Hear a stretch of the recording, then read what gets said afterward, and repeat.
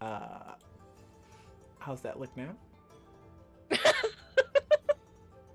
Oh no, it moved Looks me. a little off. Why did it move us? Oh, wait. Okay, I got it. Sorry, Can I ladies we and go. gentlemen, we have some technical difficulties. It's I all was like, good. what is happening right now? Hello, everybody. Hello. Welcome to Hello. Spirits of Olan, our first charity stream on Dungeon Mechanics. We out here. Hey! How's everybody doing today? I feel like we haven't streamed in like a minute. I'm doing all right. It's been a week, but I'm happy to be here, and I'm happy to just lay into some people. You know what I'm saying? I'm just here to say hi. I'm going back to bed. Wow. I'm gonna say what I said when I first got in here. I'm sick. Okay. So so this is our first charity stream. All donations for the next 4 days are going to be going to ExtraLife4Kids. There is a donation menu. If you look in the about section of our stream, you should be able to see it. But essentially, if you donate a certain amount, you can acquire items that you can either give out to the players or have affect matches at a later date. But this is going to be a fun little thing. It's going to consist of some PvP, some PvE, and some roleplay. So we're going to get started here shortly. Oh yes, announcements. We have a couple of sponsors, you know. We out here just like our first sponsor is Plus One Crafting. If you like any types of terrains, they make really awesome stuff. Like I got my box last month, and I get another one this month. I think I might do an unboxing, but side tangent aside, So exciting! they make really cool stuff, and I'm glad I can finally like show all of you. I don't even have to hold my hand behind it. It's showing up on the camera. But yes, if you like terrains for your miniatures, you can go to Plus One Crafting. They will get you all set up. Other than that, our next sponsor is the Barkley Garage. The Barkley Garage will be responsible for making all of our cool dice trays here in the coming future, right after I figure out how to design it with like Dungeon Mechanic logos on it and stuff. But it's gonna be cool. It's gonna be sick. And obviously my friend Barkley is going to hook us up. So head on over to the Barkley Garage if you like any type of woodworking items. They have a bunch of different stuff. Our last sponsor, which you can probably hear the music except for the players because I don't want to mess up the overlay again. But Epidemic Sound. Epidemic Sound is responsible for all the free to stream, well, not free to stream, it's a subscribe based service, but as long as you are subscribed, you can stream all of their music, which is like thousands of songs, on all your different social medias account, your Instagrams, your YouTubes, your Twitch, your TikToks. I don't know what TikTok songs. And they're not just songs, there are also sound effects that you can use as well. There's sound effects. There's a bunch of stuff that I haven't got into, but it's got you covered. So Epidemic Sound, head on over there, use that link, get started. But I think that's it for sponsors. We are going to go play the trailer real quick, and we're going to come back, and then we're going to get started, because that's what we do, right? Okay, we'll be back. We'll be back! No.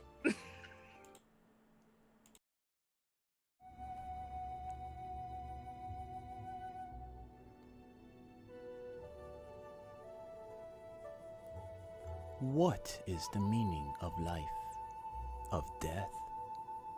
Within the secret lagoons of seasons, deep within the far mountain reaches of Korari peaks, lies a competition like no other. These tragic warriors have all fallen for stakes most high, to find themselves awakened, to rise once more. Some call it a fight to arms, a fight of discovery, or merely a fight at a second chance. The Senshi who surmises a large mass of winnings will have a chance at a rebirth, or a wish unlike any other. What would you do with another take on life, or the opportunity to change your fate, change your future? Step right up. Please, no pushing, no pushing. You will all be attended to. Ah, yes, my dear. Come, come. Tell us your name and your reason for being here. Hi. My name is Saturn. And there used to be a brave hero I traveled with who died. His name was Corin. I aim to bring him back.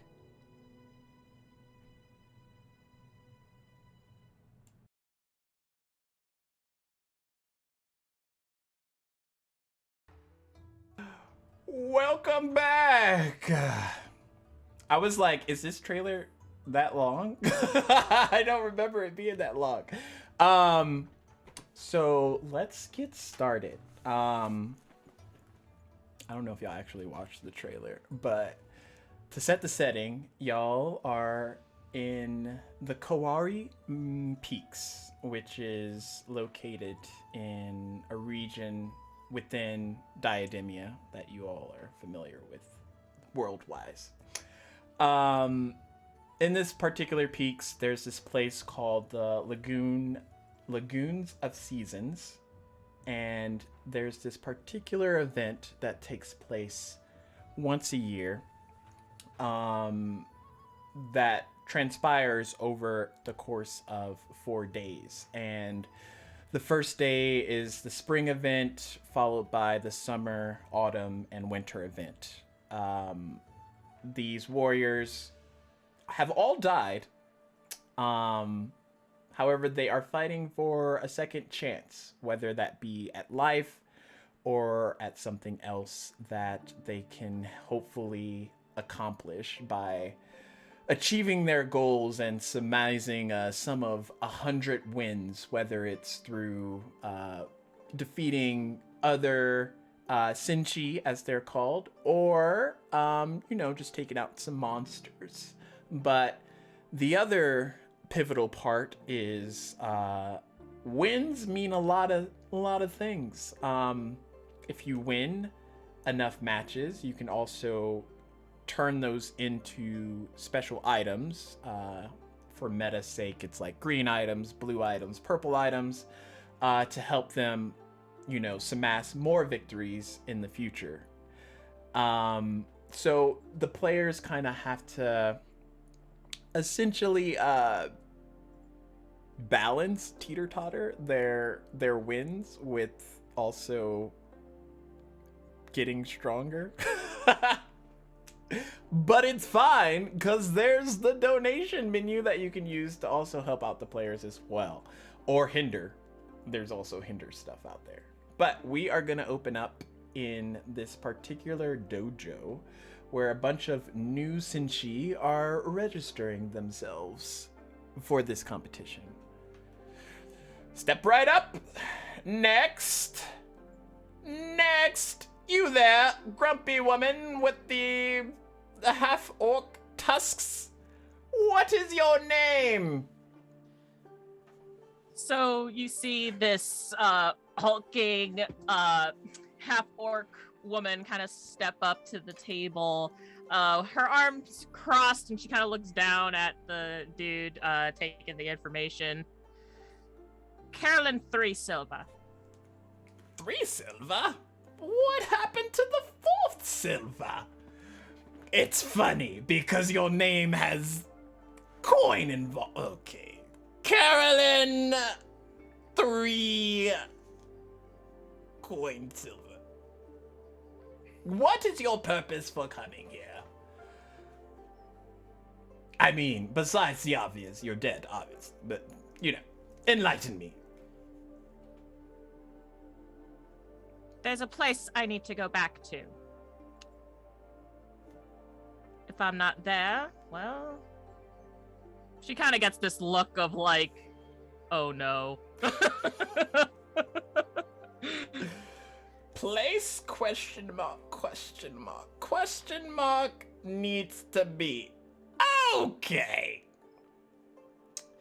Well, I consider this is your first time here, I would imagine. Obviously. I mean, if it was obvious, I wouldn't throw that question out there. She's just glaring at this dude like... So, Sayota is he's kind of like a froggish grog. He is wearing some type of mesh kimono setup. However, he's been here for a hot minute, so he's just letting stuff slide. He interjects with the different senshi as it will because it passes the time and he has nothing better to do. So he looks at you, Carolyn, 3 silver. Maybe you could be like a gold one day. You just bump it up. Is that? Or if you get married, is that? What if you met like Carl 1 gold? Would you cash in? Is your job to tell shitty jokes? It is part of my job description. I'm going to put that out there. But no, I just added for flavor, Keeps people coming back. If I were you, I would shut your trap. Okay, next! Carolyn just walks off. I didn't even ask what y'all's character looks like. GW. Aside from being reborn, which all of you are, who were you before you were here? I was Keon, the samurai, master of the 7 styles. When you look at me, you can tell that I am of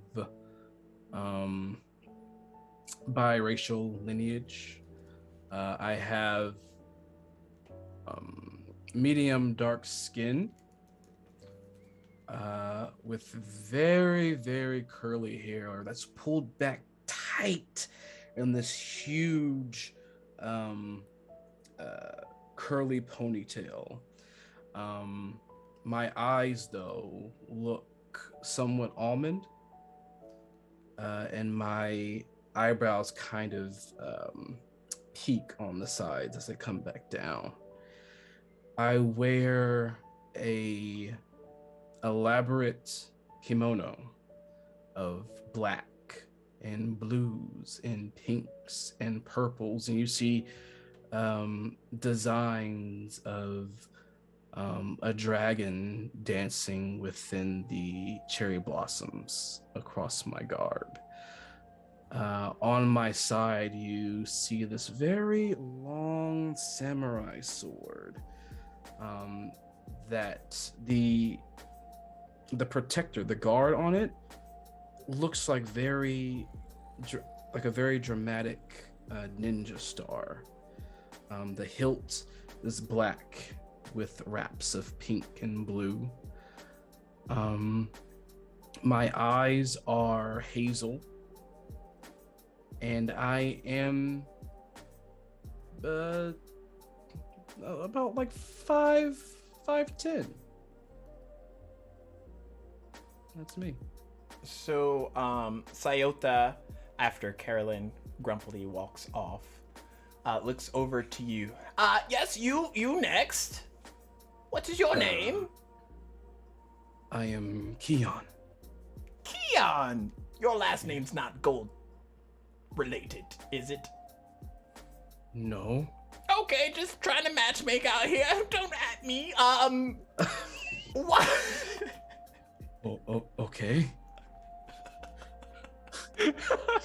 The DM broke himself. Okay.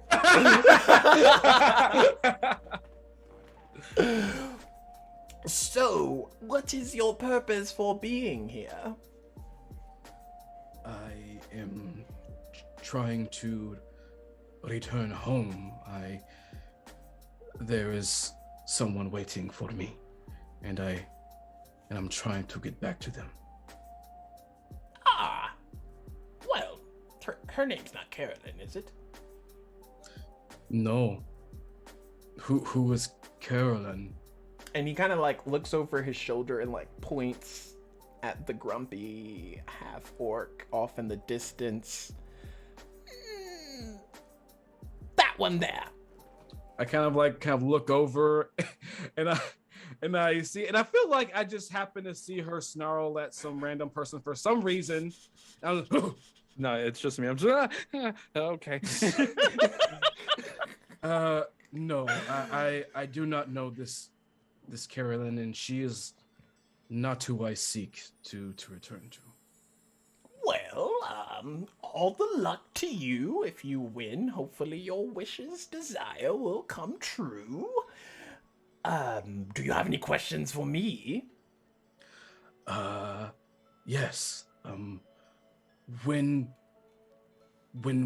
we get started so I can try to move up the ranks to return home? Oh, you're gung-ho. Well, soon, after everyone here gets registered, you'll go into the, open court outside, and they should be able to explain everything, rules-wise. Okay. Thank you. And he like bows to the grungish toad. And he like bows back meekishly. Next! Next! Next! Okay. Hi. Yes. Hi. Oh, hello! Hi. Corin. Corin Abarax. Nice to meet you. He like peers over his like desk area, looking down at you. Corin. Yes, Corin Abarax. So if I could describe Corin, he is a it's like what 5'5" water genasi, either or, right? He has like, you know, very flowy hair. He has like this.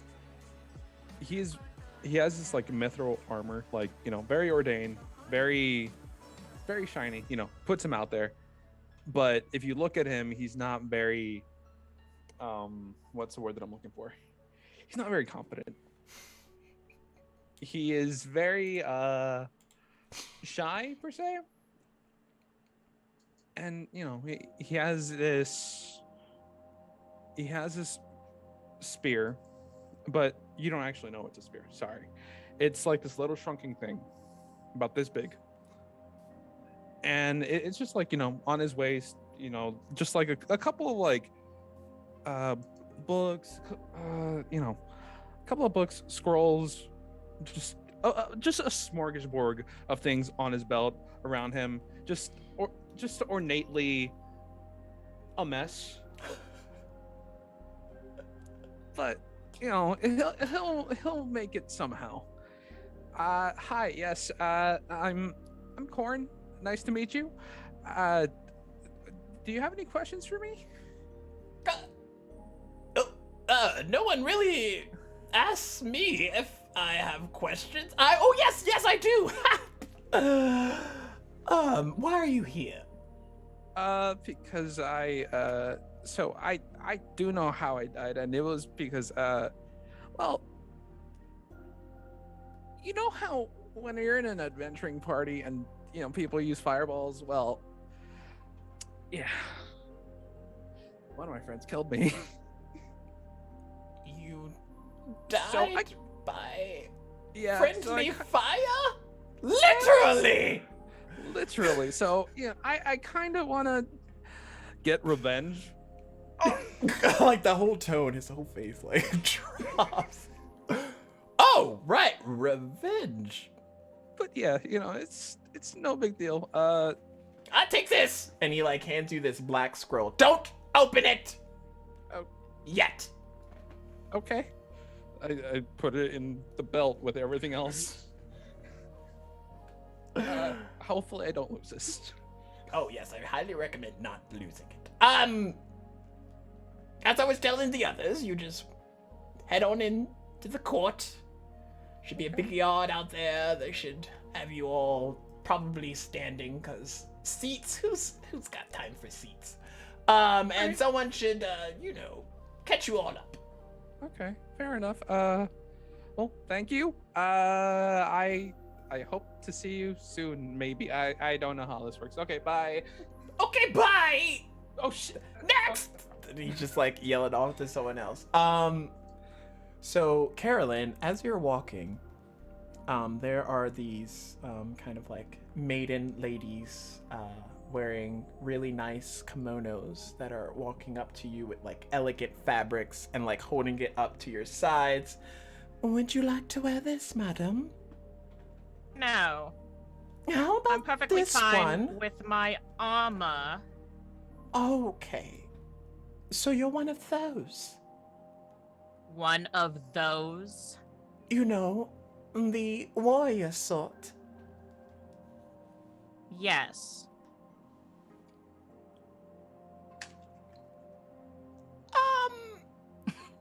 Question? So he kind of looks at them, kind of annoyed. What? If you had to guess, did you think that you possibly could win this competition? Obviously. Okay. Well, good luck. She kind of just like raises a brow at them as they like leave. And they're just like ushering off like so this large court area is already filled with other Senshi. Can I have everyone arriving do a perception check? That's a net 20 for a 26. Okay. Oh, all right. Wow. Wasting it on perception.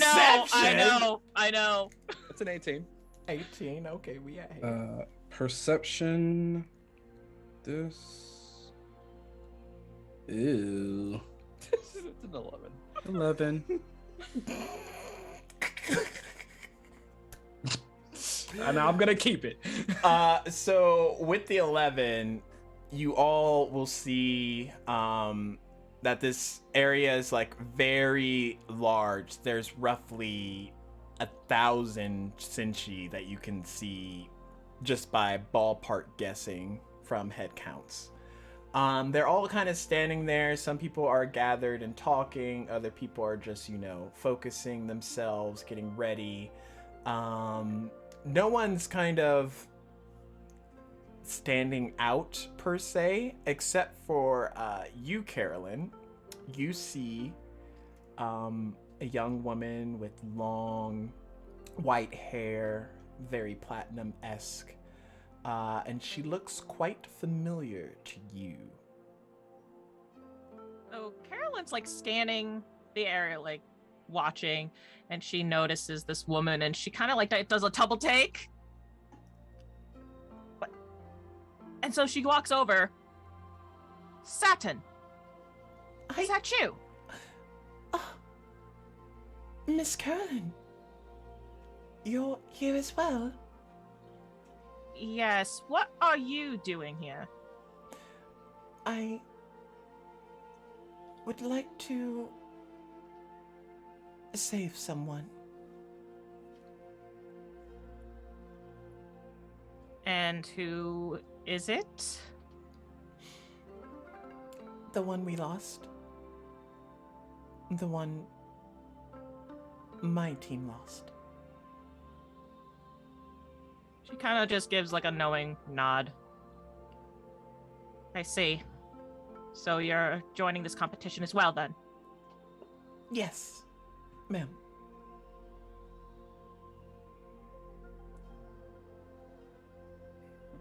Well, then I wish you the best of luck.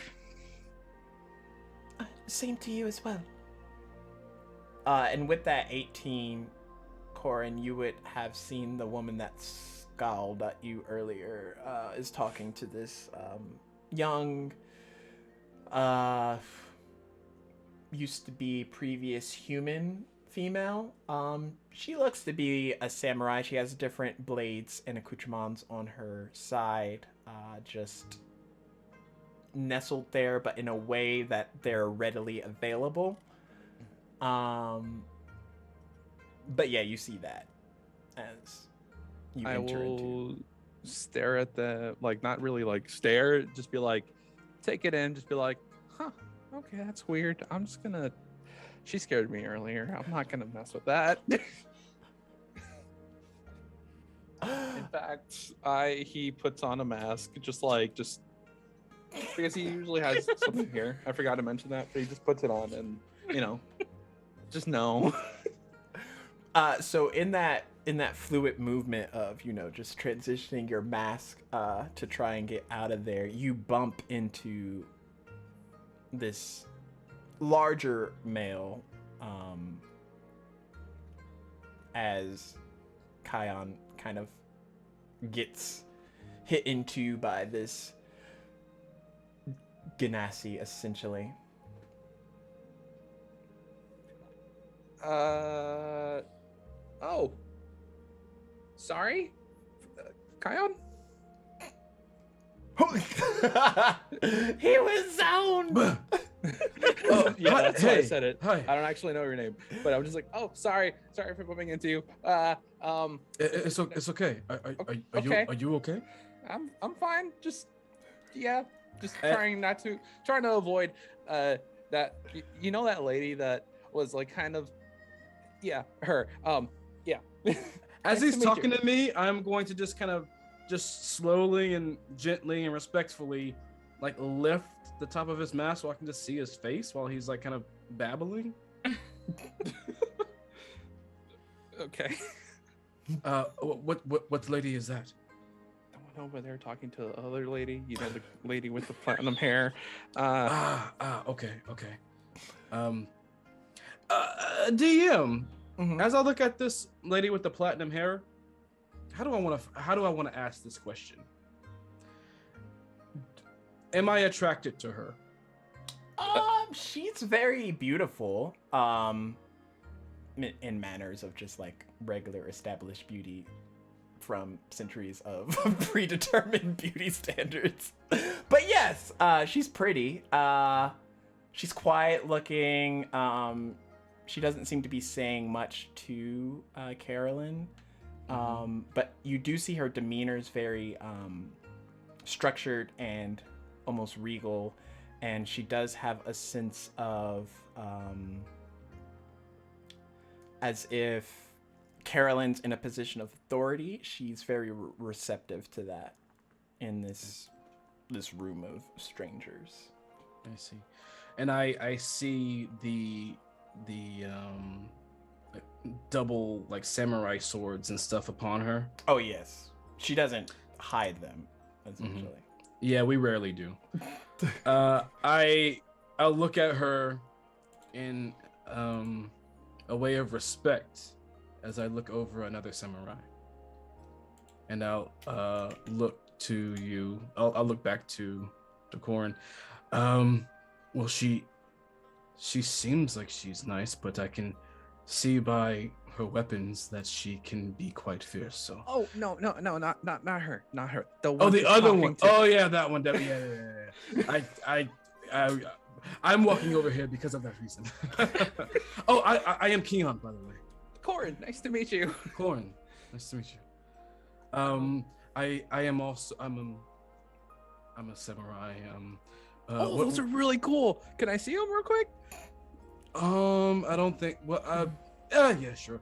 Yeah, I'll kind of take off my samurai sword and kind of just like let him hold it. Are these magical by chance or no? Just wondering. I guess they are. Yeah. Okay. It's very special to me. So the reason I'm asking is because like mechanic wise, that way I could like give him a buff. Oh, this is a magical sword. Yes. Okay, so then both of them or just one? Technically, I only have one. Okay. Yeah. Okay. All right. I was just wondering because I could have like enhanced it a little bit, but if it's magical, then don't worry about it. Oh well, I thank you for thinking about that. I really appreciate that. I thought it would be kind of difficult to make a friend here. You know, we're all trying to get out of here some way or some sort. Well, I wish you luck. Likewise. So do you know what we're gonna do here? Like besides fight people, I guess. Just I don't know. I've never really been here like before. This is new to me.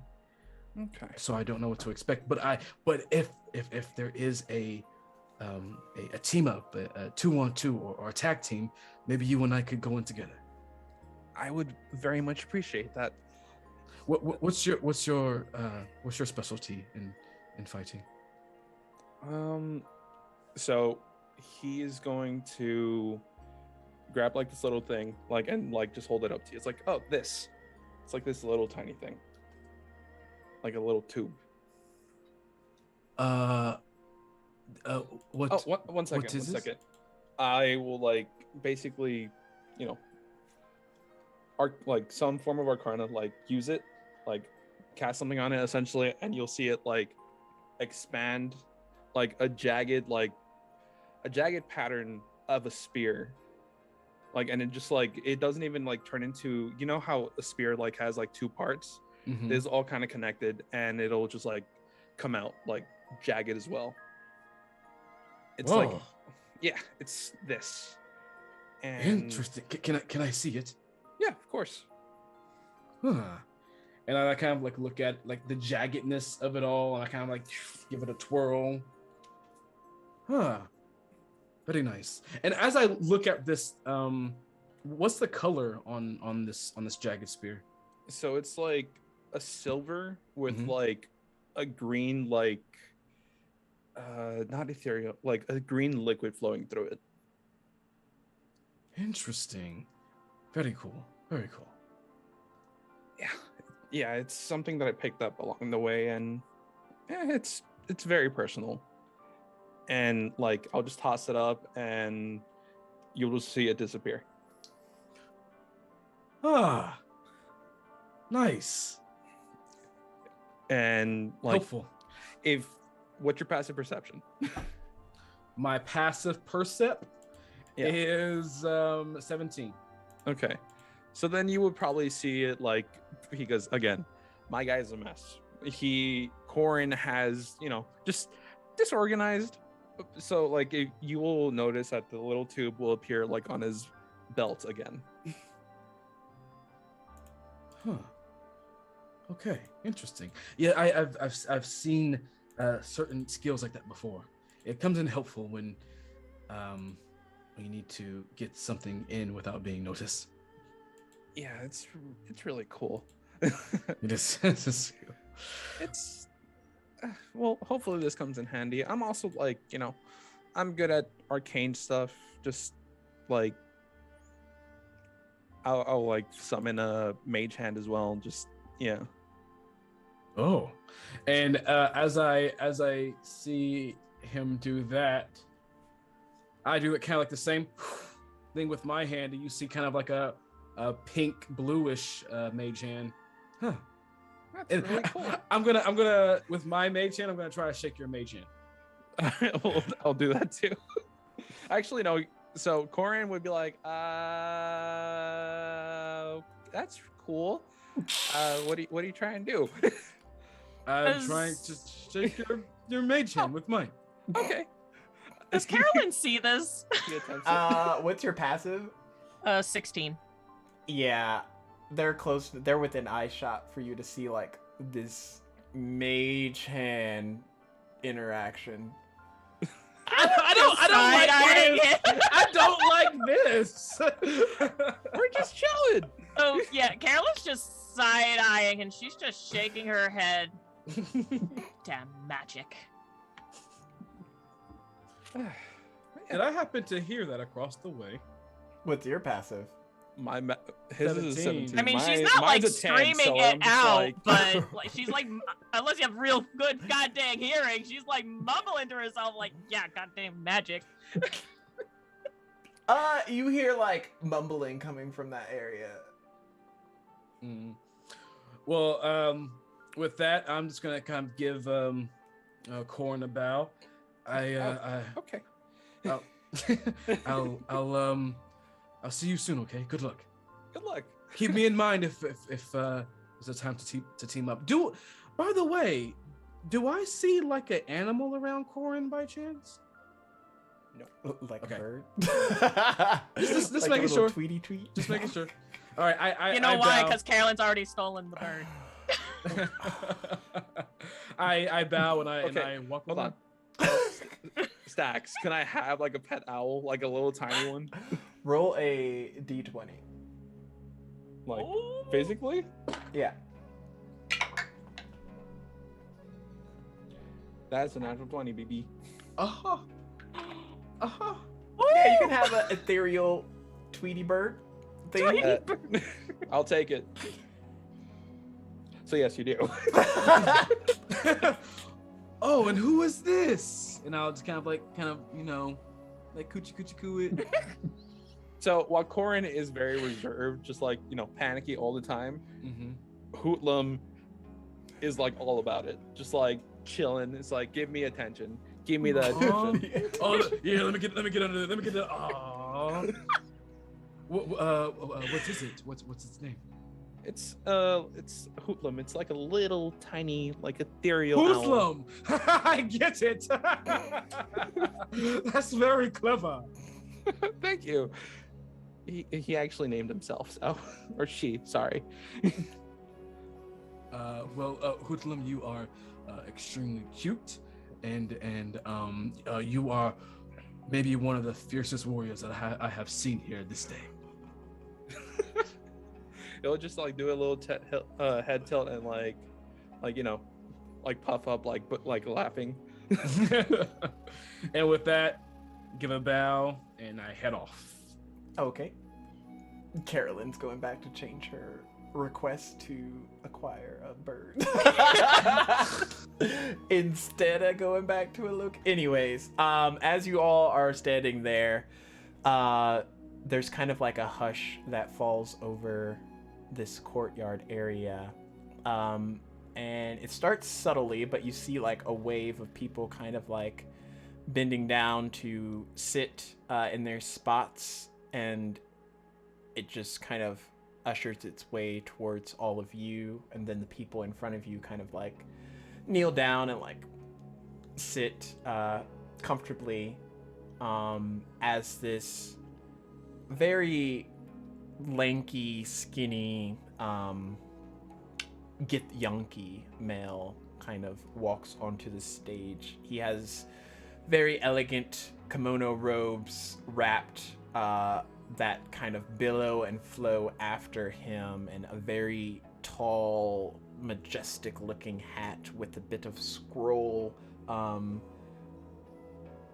wording attached to the front of it that kind of hangs down. And then there are a series of different arches that have different gems and almost necklace type wrappings that interweave into the rest of his outfit. And he stands there at the main area and looks at all of you. Hello.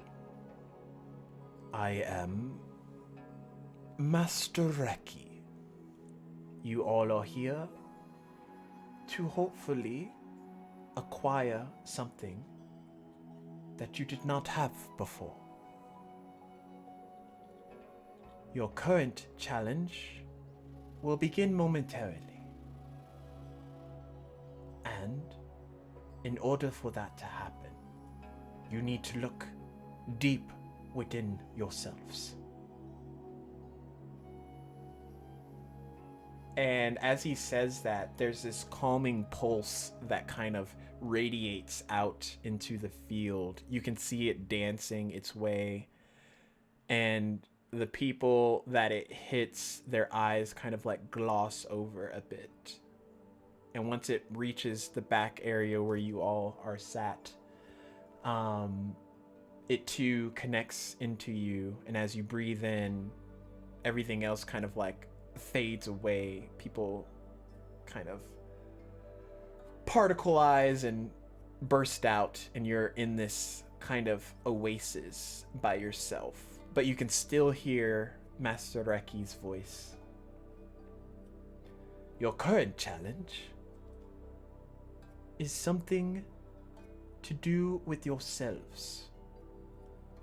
You each will need to, in a way, defeat yourselves. And as he's talking, a ethereal image of each of you kind of appears in front of you. These forms of yourselves are not yourselves.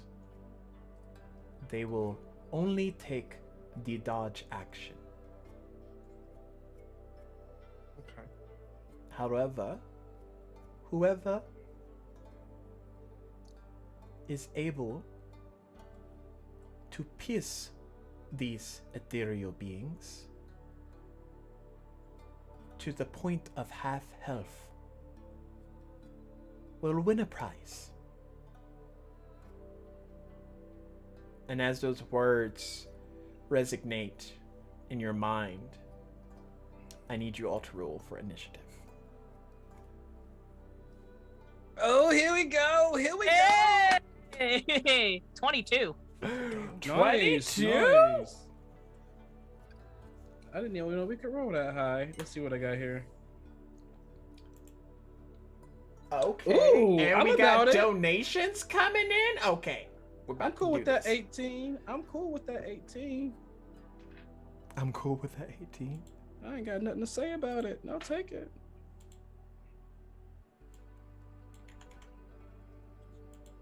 Oh boy.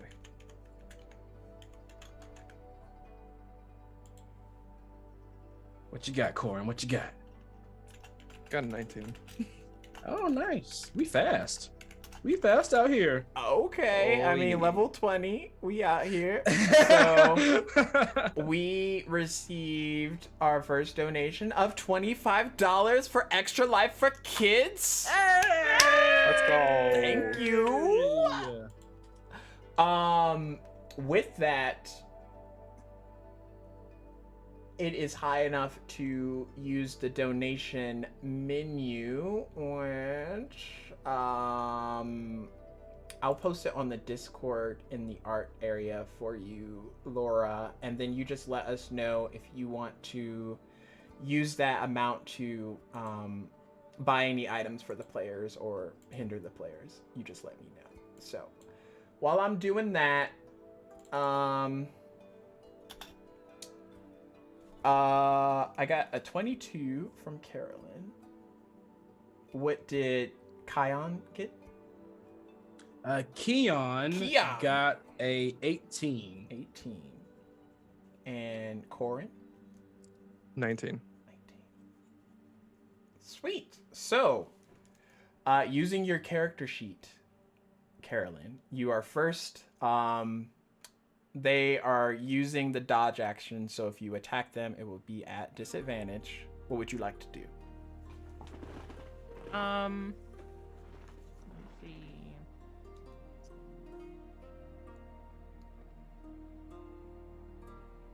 Can I try to grapple them?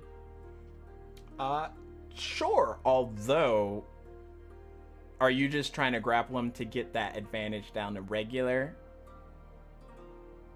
Like, so, You won't be at disadvantage. yeah, you won't be at disadvantage. Sure. Okay. Roll 2 contested strength or athletics or acrobatics, depending on how you're built. The first one will be your roll. The second one will be your ethereal form of Carolyn.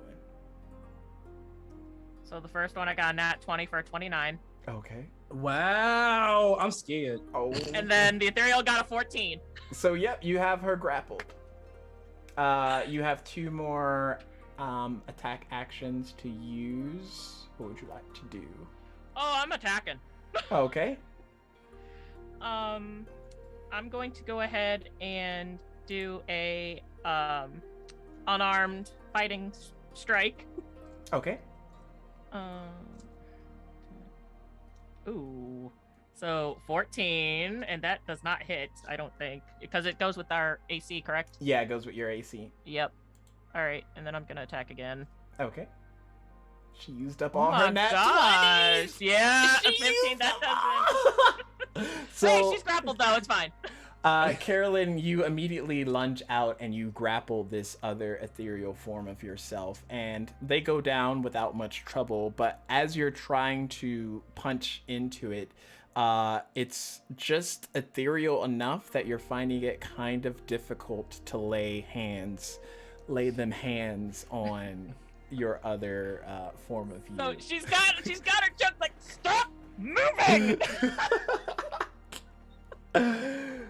Anything else for your turn?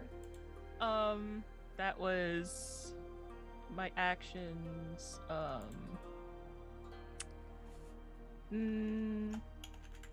Nope. That'll do it. Okay.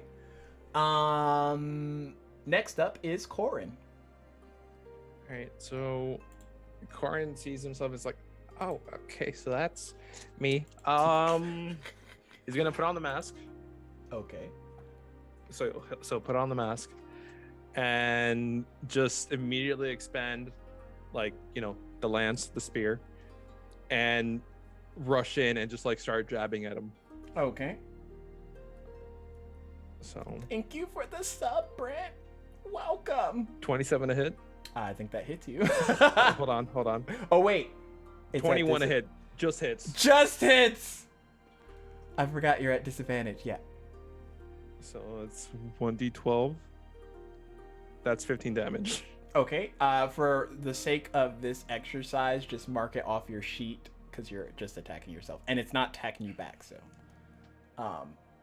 Okay, so. And everyone just make a mental note of what half your HP is, rounded down. And then if you reach that before any of the others, let me know. Wait. So the ethereal version of ourselves is our health halved? Well, your current challenge is to defeat yourself to half With half HP. health. Yeah. Okay. Let's see what else. Can I? Oh. Let's see. I can literally cut mine in half, so that's easy for me. All right. I could hex more than once, right? Well, you're a That's Hexblade Warlock, right? Yeah. So you have your Hexblade's Curse, which is a bonus action, but you also have Hex, which is a bonus action. Hexblade's Curse is one that gives you HP regeneration after it's defeated, essentially. And then the Hex gives added damage on a hit as long as you maintain concentration, which you'll be able to do because nothing's attacking you back. Okay. All right. And I think that'll be it. Were you putting Hex on this thing? I mean, I don't want to just waste my spells, so. Okay. I mean, you playing long game. You don't know what's happening next. Okay. Exactly. So, yep. That's the end of your turn. Next is Keon. Mm-hmm. Okay. So how far away is this double from me? Currently it's in 5 feet of you, just standing there. You're sat, so. Mm-hmm. I just kind of look it up and down, and my hazel eyes begin to glow this blue pinkish color. As I step back 5 feet, I slowly put my hand on the blade, and this blue, black, and pink, like swirls of almost string or ribbon. Some look like they may be on fire, some not. As this copy gets hexed by me. And I will, and just so I know, DM, this exercise, will our abilities get recharged after this, or this is just the start of the day? You're not sure. I'm not sure. Very well. The way you said that with your glowing eyes, she's like, fuck. With that, I used my action to hex it. I'll use my bonus action as I use the powers within myself. And as I draw my blade, I'll say out, "Hidden art of the lotus." And you see, kind of like as I swing my samurai sword up, it starts to blaze in a blue and pink. The pink takes precedent as all these lotus petals appear and start to glow and just fly towards my copy as I cast, as I do an Eldritch Lotus Blast. Let's see what we got here. So that's going to be 3 bolts. Okay. Let's see what we can do. Where are you? Actions. Here we go. So this is going to be tricky. I actually have a +11 to hit. I'm gonna be using my +2 longsword, but that +2 longsword is my pact weapon. So instead of having 7 to hit, I can use my charisma and have a 13 to hit myself. Okay, yeah, I see what you're saying. Okay, so here's the first one. +13, that's gonna be a 28 to hit. I think that hits you because you ain't wearing nothing. Nope. It definitely hits me. And let's see, for the next one. Boom. So that's going to be 20 to hit. And for the last one. So, quick question. It's not, his aren't appearing on our game log over here, which is weird. Oh, y'all don't see it? Nah. Oh yeah, we were having this issue before. at Champions, I think. Let me refresh 1 second. Let's see what we got here. Boop. Boop. And we're just gonna do it again because I want you to see it. I don't care if it comes out horrible. We're Oh my doing God. it. Oh no! All right. Let me get the thing back up. Where are you? Spells. All right. Going in again. 1. Okay. So that's going to be a 16, which hits me. 2. Did you see that, by the way? Yeah, we see that one. Yep. All right, cool. 24, which hits me. And then for the last one, get out my face. 20, which hits me. So all of them hit. And now, let's see what we have here. Eldritch Blast. So this is going to be 3 rolls on this. Here we go. For the first one, I take 7 points of force damage. I So you're using an Eldritch Blast, right? Yeah. Okay. Two things. So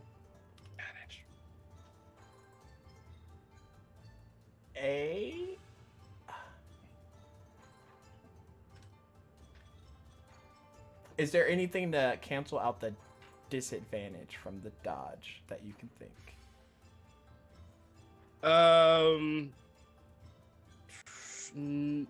That I have? No, not at the well, let me see. It's hexed by me. Does that give me advantage to hit it by chance? No, Hex gives you added damage. So on all your hits, you'll get an extra d6 that you'll also get to roll. Mm-hmm.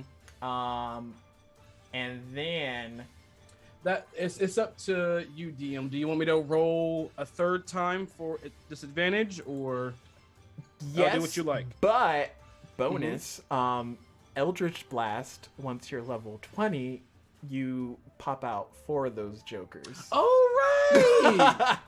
Thanks So for reminding essentially, me. I need 8 rolls, and then as long as you hit with all of them, you'll roll damage and do added, essentially 4d6 potential more All right. damage. All right. Here we go. Again. It's cool. Here we go. All right. So this is with disadvantage for the first hit. Okay. Oh yeah, 29 definitely hits me. This Okay. is disadvantage for the second hit. Oh, a natural 1 misses. It's okay. It's all right. I'll take it. I thought you're this- armor class 11. I am, but it was a natural 1. I rolled a natural 1. He's Okay. right. I'll keep that. I'll keep that. I'll think of something for it. Because technically Okay. it still hits your non-wearing armor cell. Okay. So the first out of the first 3, 2 of them hit, and for the fourth one with disadvantage, here we go. Ooh, that was almost a crit. I'm gonna roll one more time. Okay. Hopefully it's better and not worse. I don't know. Oh, another nat 1. So 2 nat 1. So only 2 of them out of the 4 hit. Okay. So for those All right. other 2, I'm gonna flavor them up, but roll the damage. Well, you rolled the damage for the first 2, right? The 7 and 11. That's right. Mm-hmm. Can you do 2d6 for that hex juice? Yes, let's do that right now. The hex So petal juice. let's see what we got here. Ooh. Get out of my face. Roll. So +1, and then one more time. +4. So 5 extra points of damage from the hex. Okay. Just start essentially subtracting that from your. Gotcha. Will do. And that's all. I definitely want to be.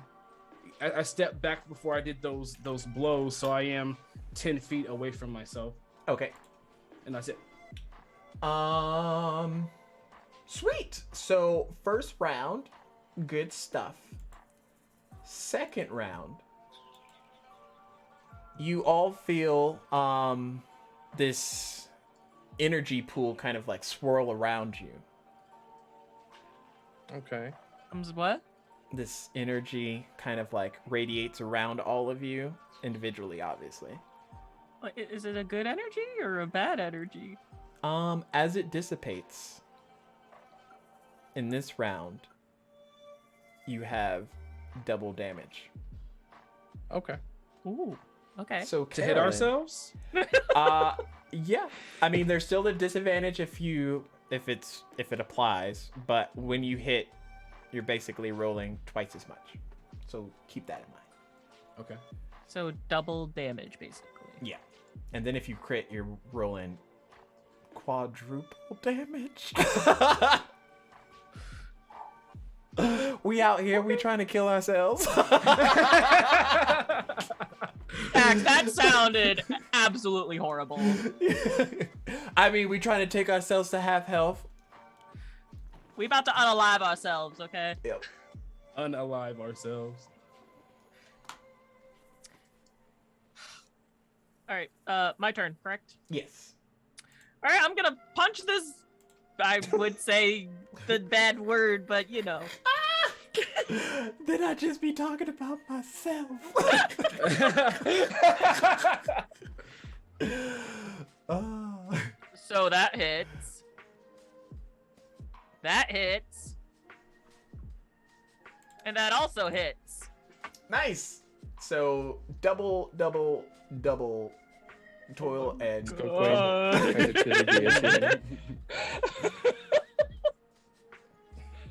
So I gotta roll this, what, 8 different times? yes. Oh my Short gosh. answer yes. Long answer also. Wait. 8 or 6? 6. You did 3 attacks, right? Yeah, okay, 6. Okay. My bad. I'm bad at math. I'm bad at math. I see everyone's like strategery eyes, like Reaper's like, how am I gonna fuck myself up this round?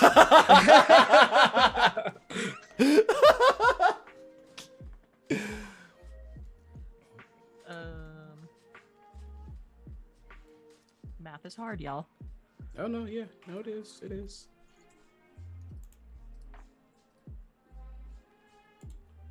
Oh, I'm sorry. By the way, I don't know if it applies to our copy stacks, but the 2 hits that I hit myself, it gets blasted back 20 feet from me. Okay.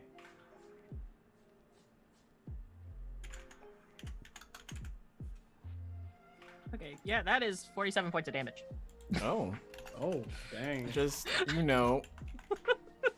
add that in. Okay.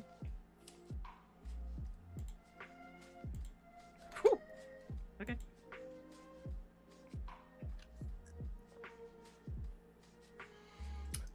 Anything else for your turn?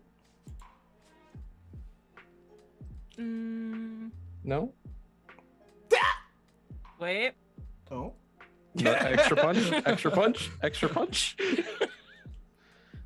I need to put some samurai battle music in my ears real quick. Nah, that's it. That's all I Okay. can do. Did we just get another thing? Oh, quick question. 40! No. Oh, snap. We're at $40. I just edited it too. Okay. Thank you. Thank you. Okay, I'm bad at math. 25 minus 40. That's an extra 15, right? Is that what that is? Math. Hard. What? Numbers? If you add 25 and 15, you get 40. Yes. Okay. Yes. Woo! We out here. We trying it. Okay, so Paul, you can either put in the chat what you want your 15 to go towards, or you can message me and it could be a surprise. Like Paul, my glittering dear, moon elf is darling, going to be. You could just not be a jerk and help us out, you know? Okay, so my turn? Yes. Okay. So I'm going to step back like, 10 feet, and I'm going to cast Hexblade's Curse, which the flavor is going to be, he's going to like search around. Actually, no, he has a mask on, right?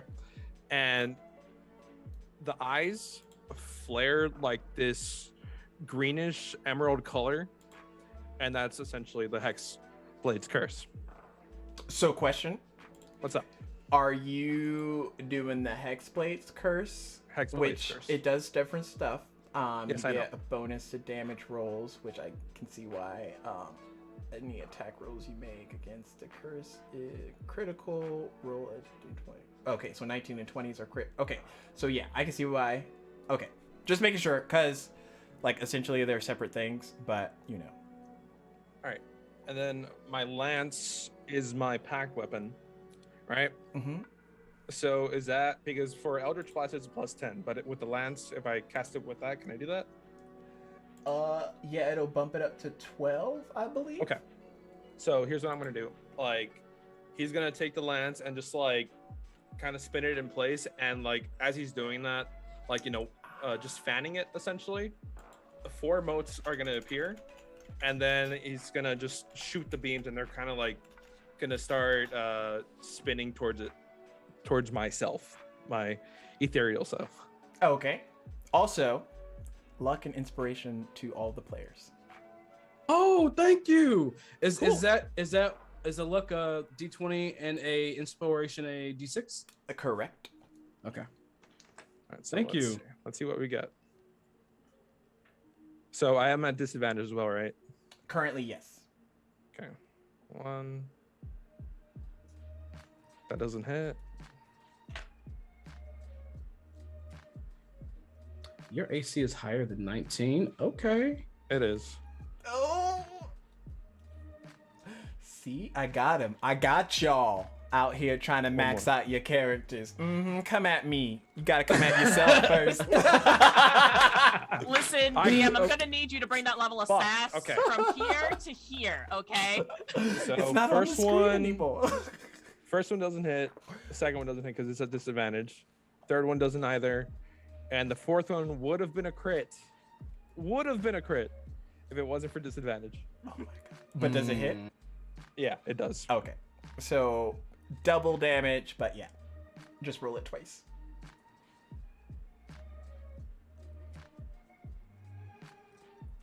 Oh. 14. He coming at you, GW. So, okay, so plus, okay, so that's 14 plus 5, 19. And then if I do the extra Eldritch, like for the Hex Blades, how much is it? Plus 6? So that's what I was saying. The Hexblade's curse,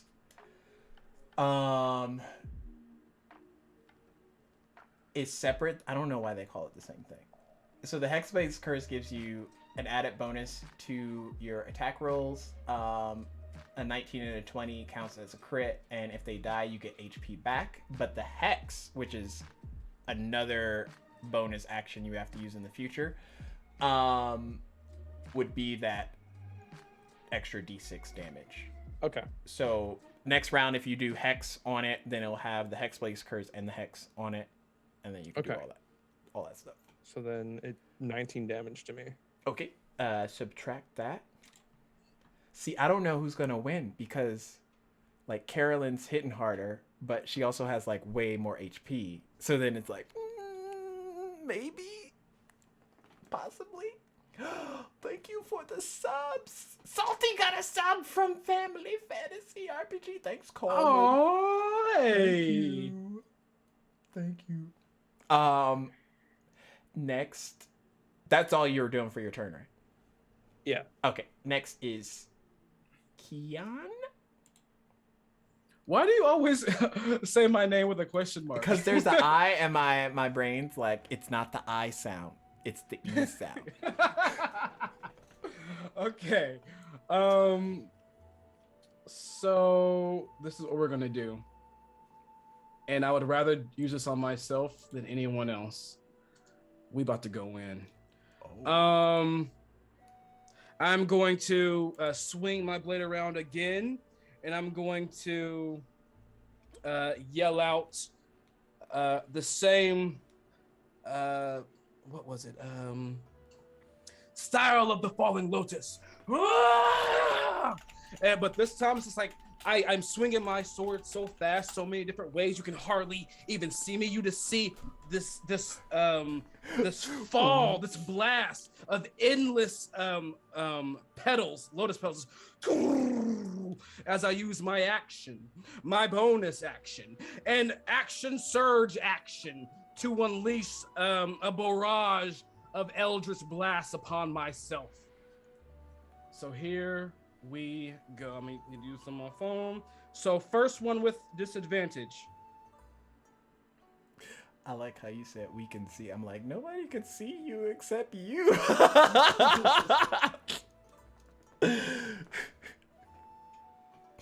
All right, so 19 was my lowest, which hits. Okay. Second beam. 20 hits, but just in case.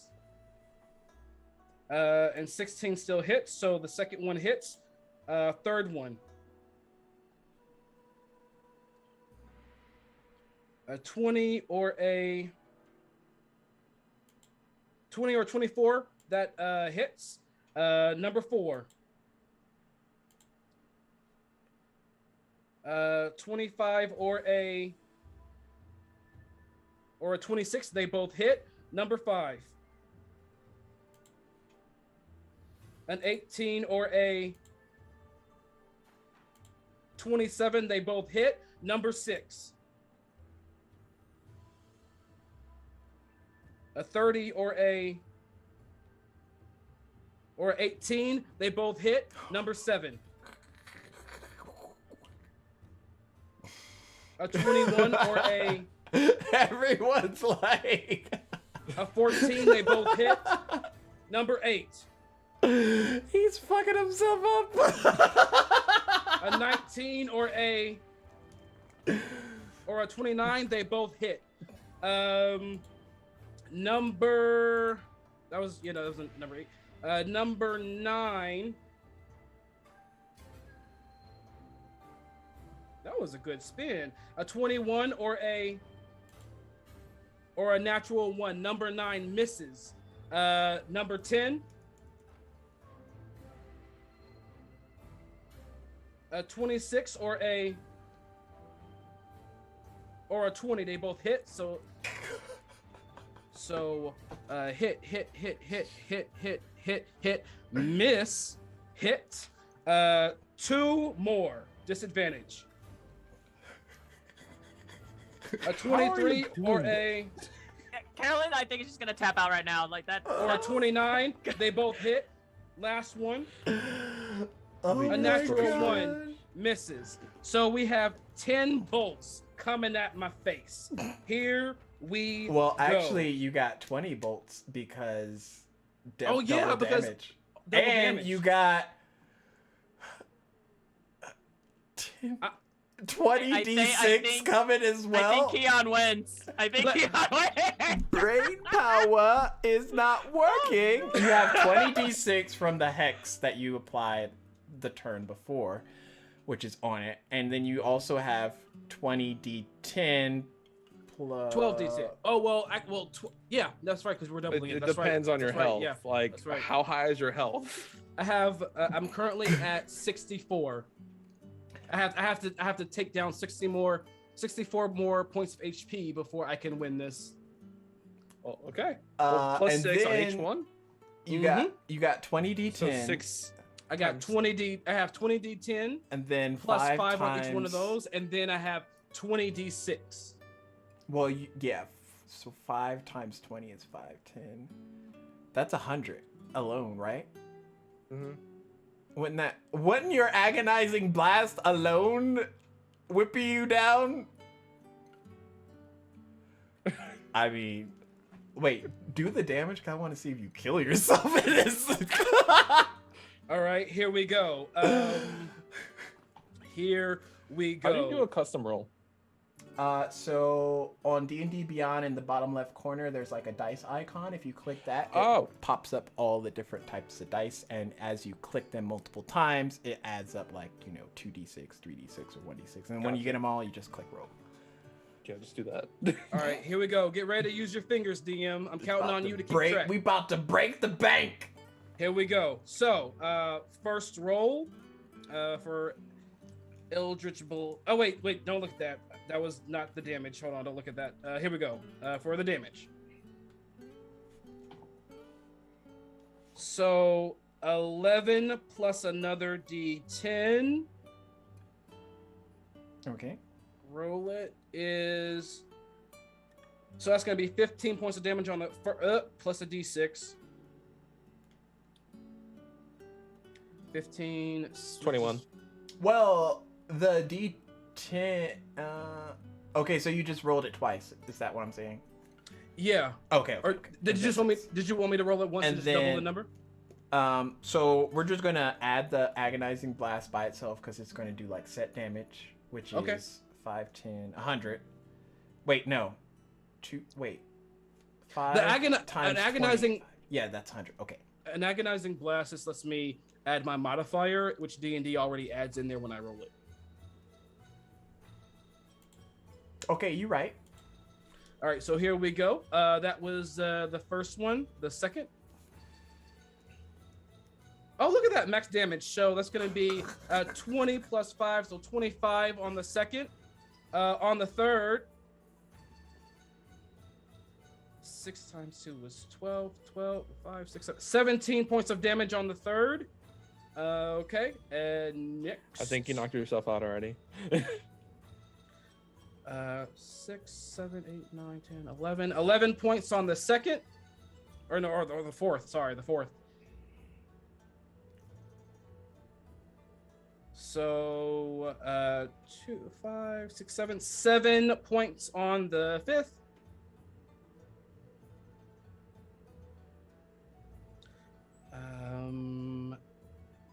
18, 19, 20, 21, 22, 23. 23 points on the fifth. 12, 5, 6, 7. 17 points on the seventh.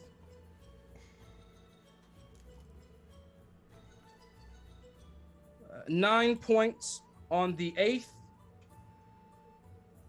Oh my word. 9 points on the ninth.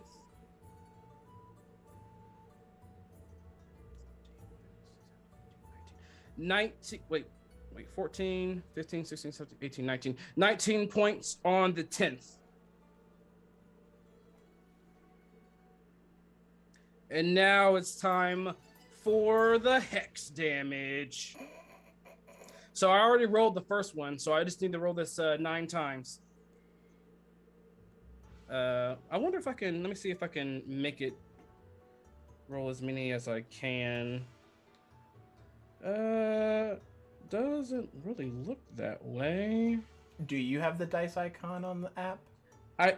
I do. I see it, but I don't know if can I just? Oh, I can just keep adding. Just keep Okay. Yeah. Okay. Cool. So here we go. Roll 9d6. 96. 28 points of necrotic. Okay. So how much is all that damage? I far surpassed 64 HP.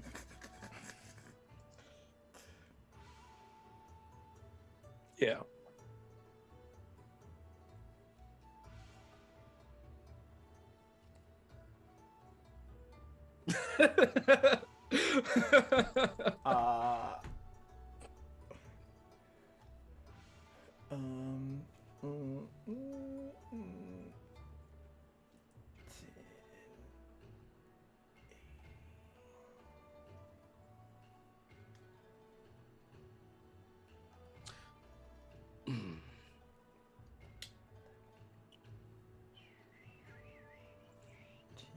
I feel good that I didn't have to use that on any of you, because I have,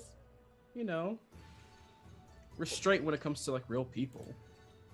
So I'm getting 145 points of damage unless I did my math wrong, but that's a lot of damage. Mm-hmm. Oh, so yeah, so I definitely take myself down past that 64 and then some. Okay. You just spawn back on the field. So as you do that, Kian, everyone comes out of their solo surroundings. It appears we have a winner. I slowly put my samurai sword back into the sheath.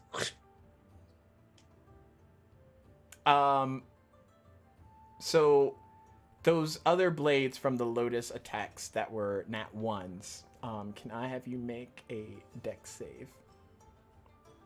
Okay. All right, Was here we go. What? 2 nat ones or 1? It was 2 nat 4. ones. It was 4? Well, there was 2 from that round, and then I think 2 from the other. Oh, okay. Let's see. But I just need 1 dex save, sorry. Dex save. Here we go. All right. Oh, I like that one. And also, why not? I'm gonna throw in a d6 from my racial feat. I think I can use that on saving throws. Can I use that d6 on saving throws? Yeah. Okay, just making sure. Everything but damage, I believe. All right, here we go. So that's 16 plus. I'll take a 17. Oh, I'll take it. Is it I'll not take the enough? It's not enough. Well, if you will allow me, I will also do my favored by the gods. Wait, what? He's Would you roll finally? My last 17 total. number was 17 total. You rolled a 1? Oh my gosh. Well, on the D6, yes. On the D6, I rolled a 1. 17 passes. Oh, cool, Um, sweet. So what just happens is those petals kind of like ignite into flamey fire wisps. And essentially you move out of the way in time as they dissipate, and they would have caused maybe a little bit of damage, but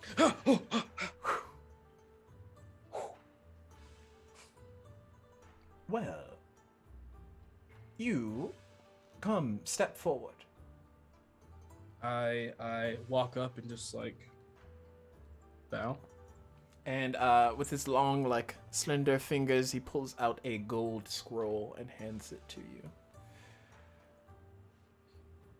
What is this? In due time. However, it would seem the next obstacle is in play. I bow. Am I able to read the scroll? Can I? It's kind of like locked. Just... Okay. All right. I just put it on my belt. And I look back to the other two. How did you do?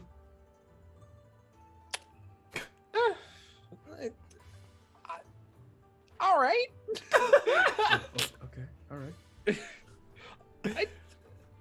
Okay. Oh, yeah. And I look to Carolyn. I'm surprised that you don't have this. I was just barely getting by. Right. I bow to her. And I Just eyes you like, what the hell are you doing? and I'm gonna walk over to Corin and just kind of like stand by him. Just whatever comes next. I feel like me and Corin have kind of like we have like a little bit of a bond, and I freaking love his hoot. You mean my hoot hoot?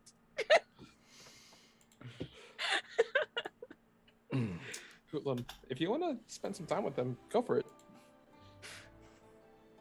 Does he fly over? Oh my god! as he lands on me, I'm just like, oh, you just see kind of like the what's the word I'm looking for? Stoic of me version of me just kind of like fade. He's like, oh, Gucci, oh hello, oh my, oh he's nuzzling me, oh my god. Carolyn is just like, what the hell is up with this dude? Visibly with your passives, this I fog have a 10. begins to... Well, yep, it's fog, so I hope you can see fog. This fog begins to seep into the courtyard area. And the fog slowly dims darker and darker until it's a mixture of blacks and maroons and dark purples. Carolyn's immediately going for her weapon. Corin's like looking at his mask, like messing with it and stuff. If allowed, I'm going to like grab my hilt as my somatic action to cast mage armor on myself, if that's allowed. Okay. I'll give you all a predetermined thing that you would do. Mage armor. Okay. No, I'm going to keep it what I just said. I'm distracted. Okay. His passive is low. Yeah, Carolyn draws out her long sword and she's gonna ready an attack just in case. Okay. It's like, I can't get this thing. Come on. Satin, you see her kind of reach towards her naginata and kind of like unsheaths it, and this large blade kind of comes out with like a pole arm-esque attachment to it. And off in the distance, that fog kind of swirls across this being. And you see this masked individual. It's kind of like a demon mask. Long white hair kind of billowing off into the seemingly imposing winds. Tatted, rippling blue skin as this shirtless Oni stands there. He has two different large blades, much larger than any of the weapons that you currently have, but they are what appears to be katanas. And he looks at you, and his eyes light up red as the first monster drop hits the field. I need you all to roll another round of initiative. God damn it. That's a All right. 15. Ooh, That's a 21. Satin, what you doing, girl? 7? What? Initiative. Ooh. Okay, sorry. What did you say, Corin? 21. Okay.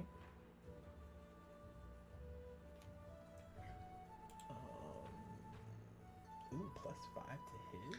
I am going to use my another D6 for my racial ability to add on to my initiative. Okay. Yeah, I Oh might my do god, that too, actually. Again? I am not lucky with these D6 rolls, y'all. So I will also use. Let me read this feature real quick. So my new initiative is 19. Let me see. 19 Where for are you? Karen. Where are you? Short rest. You fail a saving throw or miss a. Okay, that's okay. Yeah. 8. Okay. I am the patient wind. I mean, Satin got a 7, so she Oh wow. she holding back, waiting as well. So that's 4 and 5. Okay, so top of the order, Corin, my boy. What'd you like to do? You see this. He's so almost large in stature. Like he's. Do I big. hear him? Like, do I hear, like, You hear like heavy breathing. I'm just like, oh, what? Okay. You really not see the giant monster that just appeared out of nowhere?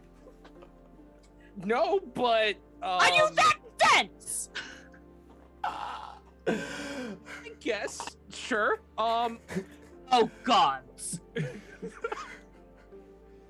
Alright. I'm gonna go ahead and cast my bonus action, which is gonna be Hex. Okay. Like, I'm just gonna put the mask back on and then just, like, immediately cast it. That's a And bonus that's a action, I believe, save. right? Yeah. What's the save for it? Let me look. It is. Oh, it's just a thing that happens. You Yeah. Just do it. Okay. You deal an extra 1d6 damage to What, the target whenever you hit it with an attack. What Okay. ability score stat do you want him to have? Disadvantage or is it a -6? What is Con. it? There are no con ability scores. Like acrobatics, those types. Which Oh, okay. So it'd either be all the dex ones, all the wisdom ones, all the intelligence ones, all the strength ones, charisma. All in strength. Okay, so athletics. Yes. There's one. Okay. Athletics. All right, so I'm gonna cast Hex on him, and then without even skipping a beat, just immediately spawn the spear, or I'm sorry, lance. It's actually a lance. Sorry, and just like start, like not even gonna spin it, like, you know, put a little bit of flair. I'm just gonna like point it to 4 points, and just cast the 4 Eldritch Blasts. Okay. So each To of it. these points kind of radiate and try and shoot out at this creature. Yes. So it's 22, That hits. 23, That also hits. 28, Pretty sure that hits. and a 30. No, that one doesn't hit. Ah, shit. Roll that beautiful bean footage. Also, Keon, from what you can tell, you haven't received any healing or anything from earlier. So all y'all are just like whatever you were at from the first situation. What do 38 you? points of damage. But we didn't take damage. We didn't take damage. Our copies did. Or Oh did my- you? Are you No! Welcome to Spirits of Olan. I should have asked. I thought about asking too. Okay, so let me get this straight. The damage that we gave ourselves, we minus that from the HP we have right now. Okay, what was the number? What was my huge number? 45. 145. Okay. We doing this for the kids. We doing this for the kids. We doing this for the kids. So, chat, for those that don't know, their first challenge was to whoever could bring themselves to half HP first would win a prize. However, what they did not know is those ethereal beings were in essence themselves. And they're all receiving a bit of damage before going into this monster drop. So, Damn. We doing this for the kids. I'm not even. I was upset. waiting too, because I was like, if you go down, my boy, or if your copy goes down. Wow. Okay. So that's 38 points of damage. Okay. And then with what's it called again? With Hex. It's added 4d6. 4D as in dog 6, not 4d6. Just putting that out there. Well, that changes everything. Oh, I was waiting. That's 48 total. 48. Okay. Add it with the 38 damage. Yeah. Okay. And I'm gonna see that. I'm gonna cast it. I'm gonna be like, I'm just gonna. So you Eldritch Blast, and then you're like distancing yourself. Yeah, 30 Okay. feet. Next up is Sorry, 35. Caroline. She just shakes her head, just like, all right, you bastard. It's time for you to fall. And she's gonna go right at him. Okay.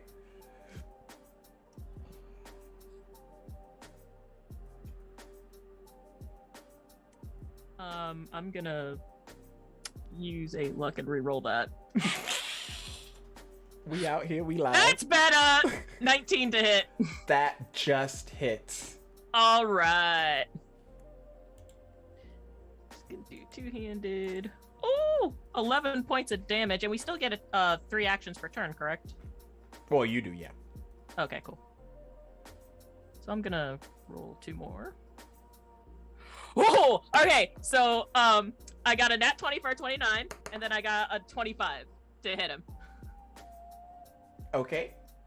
All those hit, double the crit, and yeah, let me know.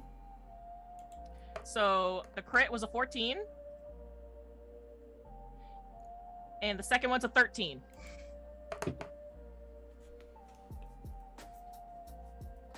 And what was the first one? The first one was a 11. Nice. So she goes out, she's roaring, like battle cry, like slashing and hacking at this thing. She takes her blade, she's like swiping it up for an uppercut. She's cutting this thing to ribbons. Nice. Anything else, like bonus action or anything?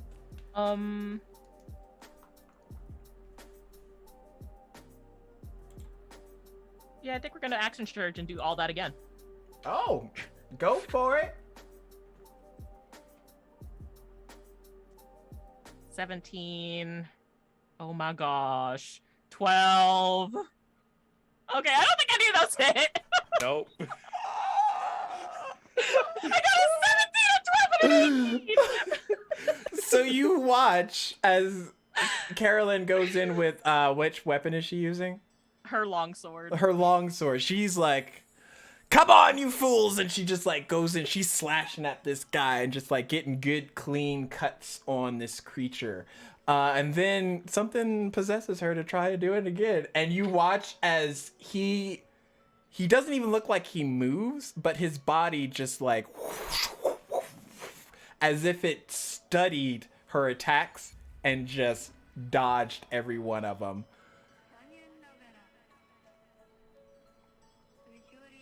Anything else, my dude? That's it! Oh my god. Oh my Oni's God. turn. So it looks at all of you, and you watch as his hand grabs at the hilt of its blade, one of them.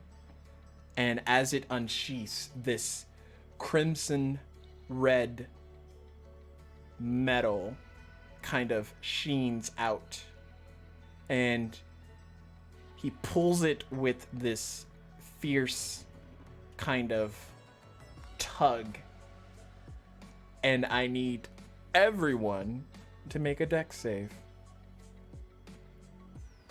Okay.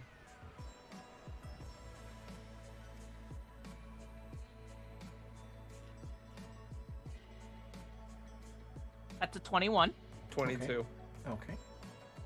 I am going to add my favorite by the gods and roll 2d4 with that. Okay. Keon fucked himself up so bad. 16 plus 5 is a 21. Yeah, 21. Okay. 21 save.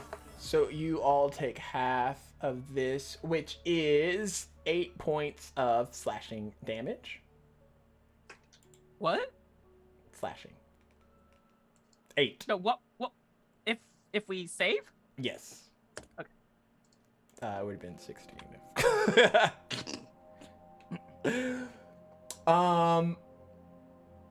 And then without skipping a beat, Caroline, since you're right there, I mean, you know, it's gonna attack you 3 times. Fun. Oh, fun. So I'll do that and then add the modifiers. Okay, there's one that's definitely not gonna hit. 2 that's probably not gonna hit. Hey, how come we can't see your rolls? What's up with that? Cause I'm out here being DM style. I'm rolling on Satin's character sheet, by the way. It's a +9. So I think I'm just gonna put a leap out here, but 17 plus 9, Carolyn, does that hit? No. And then 12 doesn't hit, right? No. Okay. But So- as a reaction for that first hit, I'm going to use Uncanny Dodge. Okay, so you're gonna half this damage. Okay. That's what it does, right? Halves it. Yes. Okay. So with that, it's 2d6 plus 4. Oh my god. So 6, 7, 10. So you take 5 points of slashing damage.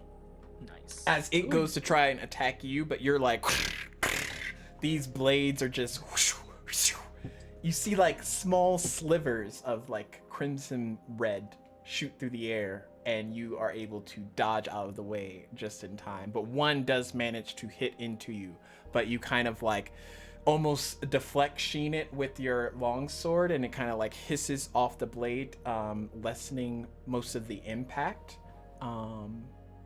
And that is the end of its turn. Is that the best you've got? And this like billowing smoke comes out of its like masked nostrils.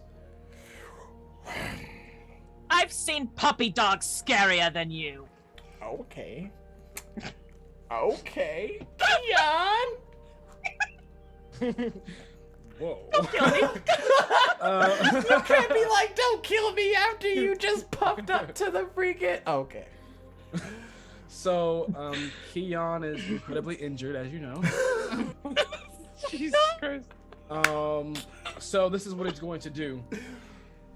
As he has not yet drawn his blade, he's just going to say to himself, it's a whisper, but his whisper echoes mysteriously. And he's going to say to himself, Art of the Nine-Tailed Fox, replenishing fire. And just out of nowhere, you see these red ethereal tails just appear behind him, like 9 of them, each one holding its own bit of fire at the tip, and they all kind of come in to hug him. The fire swirls around him, and he will cast Heal on himself and replenish 70 HP. So heal that, because we were just far too low. Let me get rid of that. And then for his bonus action, he's going to shift the energies within himself, and he will destroy a 4th level spell slot to get 4 sorcery points back. And that is his. How far away am I from this craziness?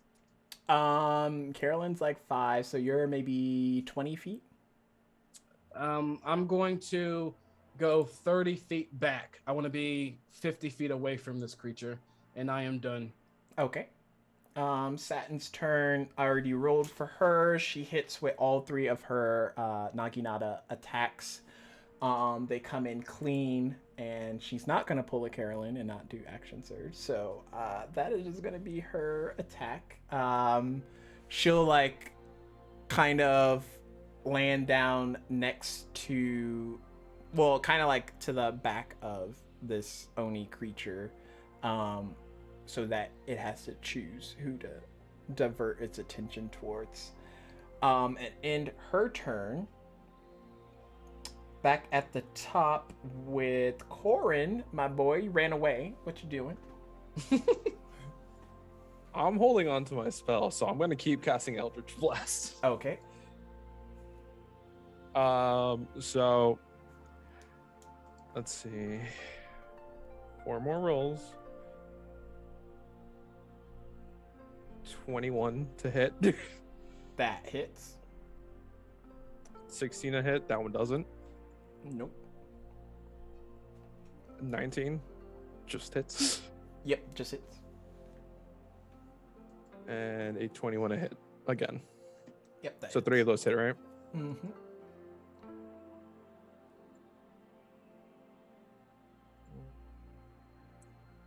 11, 22,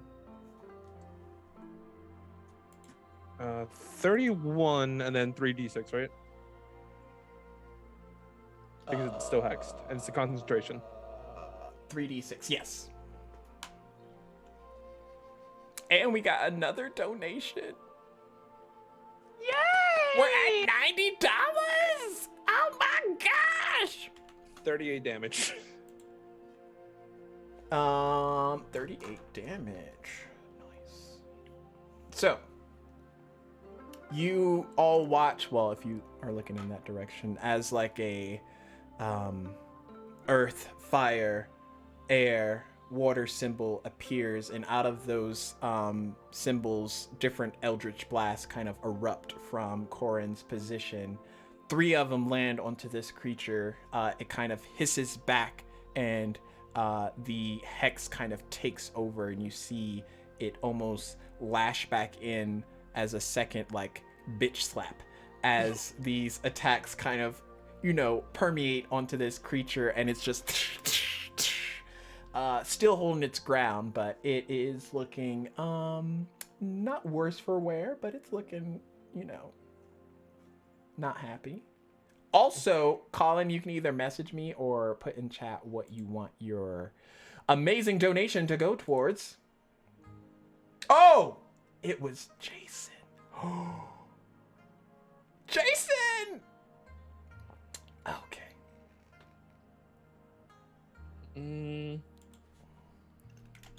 think that's all I can do right now. Okay.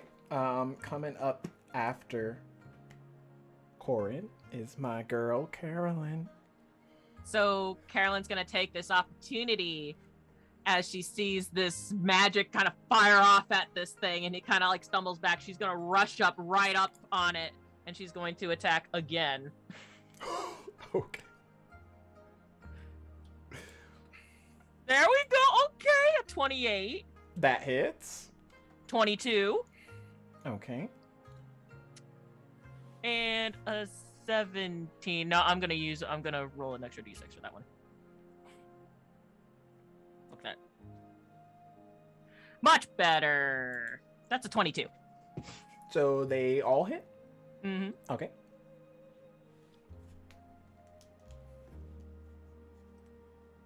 Five, 9, and 7. 5, 9, and 7. Mm-hmm. Nice. Are you doing anything else?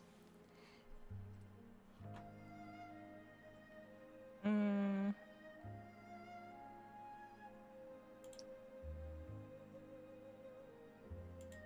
Nope, that should do it. Okay. Actually, hold on. Oh! Um, Oh! I used the attack action, so as a bonus action, I'm gonna try to shove this creature.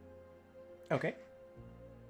I'm gonna use my Shield Master Shove. If you take the attack action, you can use a bonus action to try to shove a creature within 5 feet of you with your shield. Okay. So, let me look at what its higher stat is. Probably Dex, so it's gonna try Acrobatics. Roll a Athletics check for me, please. That's a 16. Oh, Hunty. I rolled a 17 on the die. Plus 5. Okay, well, he's not going anywhere then. So you see as she you like just takes try her and push shield, this she takes her mark. shield. Yeah, she takes her shield and she like slams it like up against it, but it's not moving. God damn it! That ends her turn. Sweet. It's Oni's turn again. Okay, so you watch as after it attacked with its first crimson blade, it grabs at the second one, and this one, once it comes out, it's pure black obsidian. Quick question. Yes. Whatever it's about to do, is it a feature or a spell? It's a attack currently. Okay. Currently? Currently. Okay. I mean, it's got some things it's wanting to do, but right now it's about to attack. So it is going to attack Carolyn, Satin, and then Carolyn again. So we'll see how these rolls go. So Carolyn does a 14 hit. No. Does a 16 hit. No. Okay. Satin, my girl, I think you got hit. So I'm just going to roll that beautiful bean footage real quick. So 9 points. Similarly, it pulls out that blade and it goes to slash at you, but these are very long, powerful strokes, much slower and easier in your case, Carolyn, to dodge. However, it quickly swoops back, hitting into Satin, and then trickeringly maneuvering the blade comes back down to try and strike you again, but again, slow strokes, so you're able to see kind of where it's aiming, and you move out of the way just in time. But Satin does get hit for one of those. And then it's gonna do something.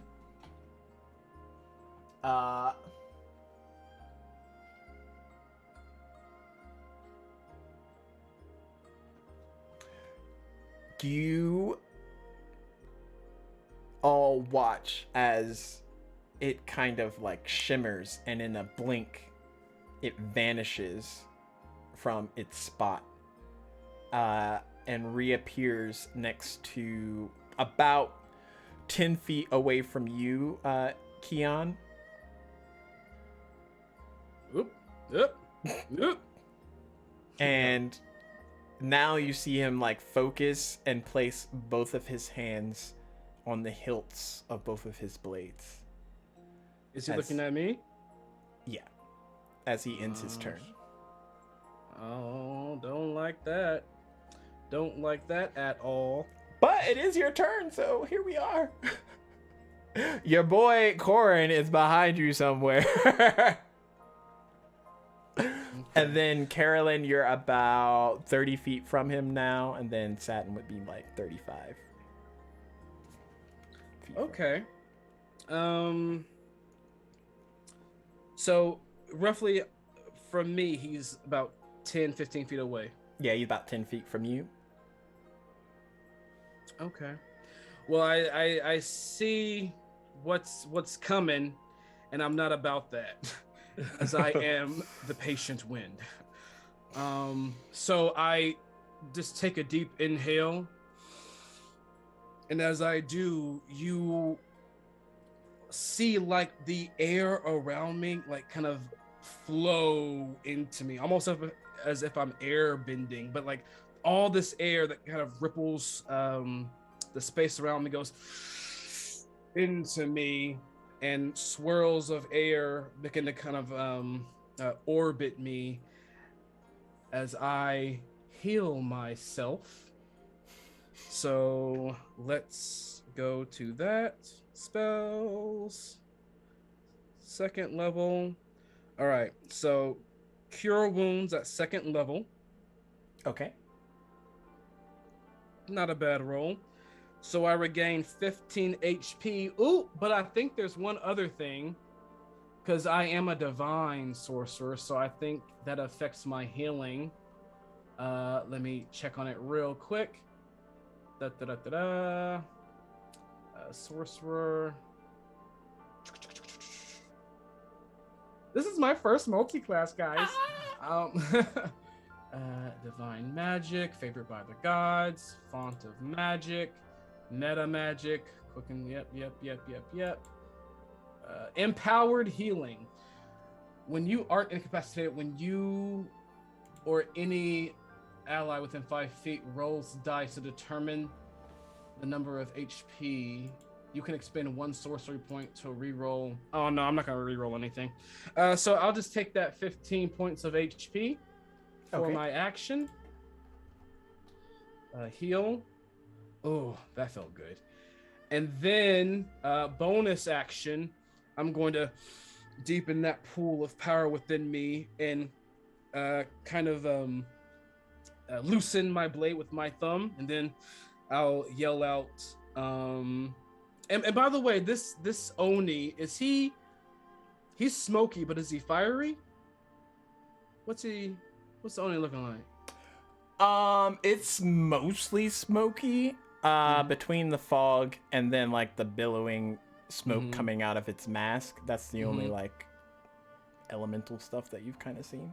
Would you say I can assume that fire would affect him as it does everything else? Roll a nature check. Nature check. Let's see what we got here. Oh, not proficient in that. Let's see what happens. Yep, that's what I thought for. It's hard to tell. You're not sure if like where it's getting its power from. So fair enough. Let me get back to my thing. All right, and I'm gonna say to you, why don't you go back in place? And as I just take out my blade, you see that aura again of blues and pinks and spiritual power, and I will, and with one swipe, 4 bolts of that sky blue pink shoots from it, and they will all try to collide into him. Here we go for the first. That was way too close. 24 on the first. That hits. Okay. 27 on the second. That also hits. 20 on the third. That one hits. 18. 18. However, let me look at one last thing. I'm not sure if I used it already. Let me just look. Where are you? Where are you? Yep, I used that one already. I am going to use a D6 from my racial feat. All right, cool. So let's see how much we can bump that 18 up to, shall we? 18, 19, 20, 21, 20. 22 to hit on the fourth. That hits. All right, so 4 blasts coming its way. Damage on the first. 6 points of damage. Okay. Force damage. And then again, ooh, max. 15 points of force damage. Again. 10 points of force damage. And for the last, 10 points of force damage. And since all 4 of these bolts hit him, he is blasted back by each one. Pull, pull, pull, pull. He's blasted back 40 feet away from me, back to where he came. Nice. That's my turn. So, let's see. 5, 9. Oh, I just messed up.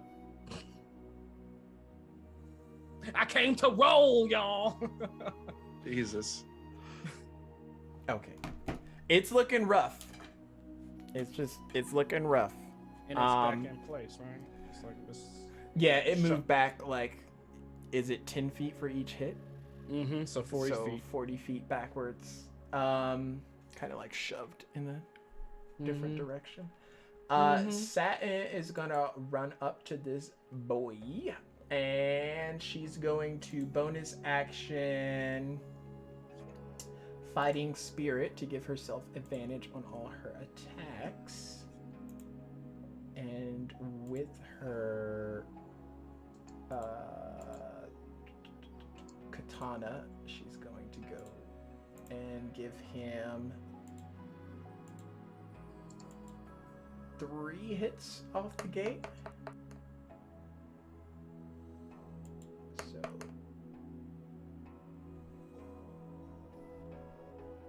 So that one hits. 22. See if I can roll better. 27. There we go. That's what I wanted to do originally. And then 22 again. So those all hit.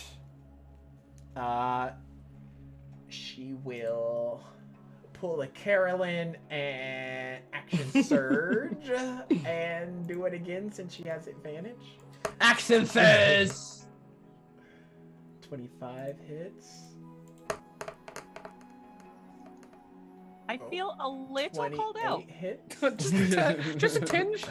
She did it when she had advantage though. 22 hits, so those all hit as well. None crit.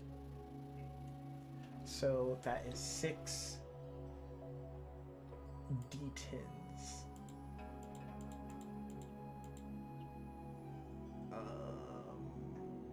Then I'll add the extra damage for that. So yeah, first for blade damage will be 44 points, and then adding 10 times, no, 6 times 5, 30 more points.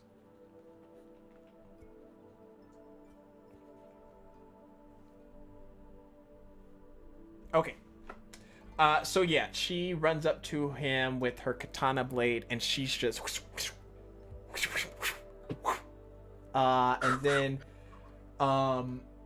mobile feet will kind of like flip back. Oh, I love that feat. Ooh. Land maybe 10 feet away from this creature, hopefully outside of striking range, at least easy striking range. I don't like the way you said that. Hopefully outside of striking range. Like you didn't know. I mean, I can't tell you what I don't know from my character's perspective. Says the DM. Top of the order, Corin. Okay, so let's see. I'm gonna run up, like next to Keon. Check this out. I'm gonna essentially cast Toll the Dead, and what's gonna appear. I'm gonna go off of what you've said, like, you know, fire, earth, water. Like, I'm gonna make it. It's gonna be like an earth type of bell, right? So it's like super vines all over it, all that stuff. But I'm gonna use it, and it's a Wisdom 18 save. Okay. Oh. What is it? I rolled a 11. Okay, so it's also taking damage, so it takes 4d12. Get him. Get him. And you're just gonna see like this. How do I explain this? Like, as a bell tolls, you're just gonna see like like vines sprout out of the ground and just like smack them a little bit. Okay. Nice. All right. So 11, 10, 25 damage 20 plus damage. 46, right? Yeah, from Hex. 25 For Oh wait, for Isn't each it- attack. For each attack. 1 D6. d6. Okay. Because Toll the Dead's 1 attack, right? Like 1. Oh, that's good. That's good. 31. That's a good roll. What I miss? So you rolled 6. Oh, you rolled 6. Oh, you rolled 6. E. Anything else? How far was I away from Keon? You saw that you like ran up to me, right? Yeah, but how far was he from me? I was 50 feet, 50 or 45 feet away from you. Okay, so I don't run up right next to you, but I'm like 10 feet away from you at this Okay. point. I can hear you though. That was cool. Hey, by the way, not Shion, sorry. Keon, Yes. do you have mage armor on right now? What Yeah. is happening? 100%. Okay, just wondering. Cool. Oh gosh. So we got a hype train going on. Whoop, whoop. Let's go. Thank you for all those subs, everybody. We are doing our charity event for the Dungeon Mechanics. This is our first charity event on the channel. All money will be going towards Extra Life for Kids because We love the kids. we love the kids and we love to get like fucked up by these Oni monsters. But you know, Oh, Carolyn is handling it. She is handling it.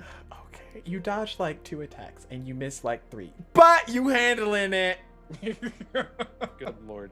I almost killed myself. Subconsciously, yes. Corin, my boy, Mm-hmm. what is your judgment? How do you want to do this? Oh shit! Yeah, I was just like, I was like, he doesn't know what it means. So, as the grass comes out of it, like for the Toll the Dead, it's just gonna enrapture him. Like a bunch of vines are gonna come out and just like slowly, just like start crushing him and crushing him. You'll hear him roar, but Corin does not show sympathy. I mean, yeah, his You'll friends just hear like the freaking- crushing of the bones and everything. I know Carolyn is like right next to it, but yeah. So you just see as the grass surrounds it, you'll just see the blood pour out if it bleeds. There is this black blood that kind of pools around this creature. There's different kinds of entangling vines and greenery kind of forming around this fallen Oni creature as it falls back with this huge thud, shaking the courtyard that y'all are in, the dust kind of billowing out and finally settling into the area. The mist that was prevalent only moments ago seems to retract back into this creature. And from its now carcass, this lotus kind of blooms off of it, large in its expansive petals. And can I have you all roll a perception check? Thank you Sure. for all those signs! Right? I was like, oh my god! As Corin does this to the creature, Carolyn's gonna turn around and be like, I had that! Okay. Well, okay, I'll let you handle it next. I'm sorry. Okay. She's glaring at you. Do you want me to reverse time? So, what was those perception checks? I got this 20. 20? I got a 5. Okay. I you did. also got a 20. A 20? Okay. So, A, hype train, level 3. B, we got another donation of 25 bones out in this piece. Fuck. If somebody Thank you. wants to message me what those $25 are towards, if you do not know, in the About area, there is a donation menu. $5 is luck and inspo. $10 restore HP by 10. Oh, please. That That can be one? used on players or the monsters. one? You never know. Okay, No, 25 is another monster drop. 50 is a blue magic item. 75 a layer effect, and $100 is a boss drop. Which, Ooh. let's just say, if any of these are not used, like if someone donates and it's not used in this particular stream, this is a 4-day event, so we will carry it right over into those next poor souls for tomorrow. But Okay, Ursula, dang. poor unfortunate. That being said, Frisky Clicker monster drop. Of course he put. Oh, Of God. course. Of course, Frisky. Don't come up in here asking for monsters. But wait, there's more. So during our current fight, there was also another monster drop that happened. So as these petals unfold, Carolyn and Keon, you see these two smaller creatures, wings manifesting outward from its bodies, almost in like a fairy-esque type appeal. However, their faces are very impish, demonic, almost creature of the Underdark type, as they float up from the remains of this Oni creature, and they look at all of you. I will roll what their initiative is. Again, I don't even fucking notice again. Yep, new round of initiative. Can I think you're too intimidated by Carolyn. Got a 16 for initiative. I'm just gonna. Okay. Don't worry. Just put on the mask. Before we go into initiative, if allowed, I would love to walk up or run up to Keon at 10 feet or whatever, and kind of give him like a, that was great. You ran up to yourself. Awesome. Well, Oh, I mean, yeah. you. This is you. This is me. Man. As still scares me. Carolyn sees these creatures, she's just like, we have more company. I see them. We can take them. What? Company? Oh. Pay attention. Oh dear. What was those new initiative rolls? 16. 16 What's y'all's dexes? plus 3. Mine is also a +3. What's yours Roll dex off. numbers? 16. 16. Okay, roll off. Rollies. D20s. Out here being special. 12. Oh, for fuck's sake. It's a 9. Okay. Why is a person that doesn't pay attention go first? To add to the flavor. Keon? A 3. I am the patient. Okay. I am Oh the my patient God. wind. I am the patient wind. You know, you said that the last time. Yeah. Keeps on saying it until I get that higher initiative. So you that saw see these pixie-esque creatures kind of fly up into the air from those perceptions that were made correctly. You see that one has wings that are almost like midnight in shade, and the other has wings that are a mixture of pinks and golds and slight lavender-esque feel into it. And they kind of intertwine as they fly up into the air and look at the both of you. And their smile like wickens and broadens out as you see their elongated teeth looking at you with joyous occasions in their hearts. As we go into the next round of... So, Oh, I'm going to turn Okay. those frowns upside down. quick question. So, with Hex, as a bonus action, I can move it over to something new. Would those have popped out like Thanks, Frisky. As a what? as Oh, a yeah. bonus action? On your turn, you can move I- it with your bonus. Okay, it's my turn. Oh, yeah. I mean, I'm just saying. I'm just gonna Hex. You guys look beautiful, by the way. But Which one do you want to hex? The midnight one or the pinkish one? the midnight Twilight. one. You guys look really cool, but I'm assuming you guys are here to kill us like everything else.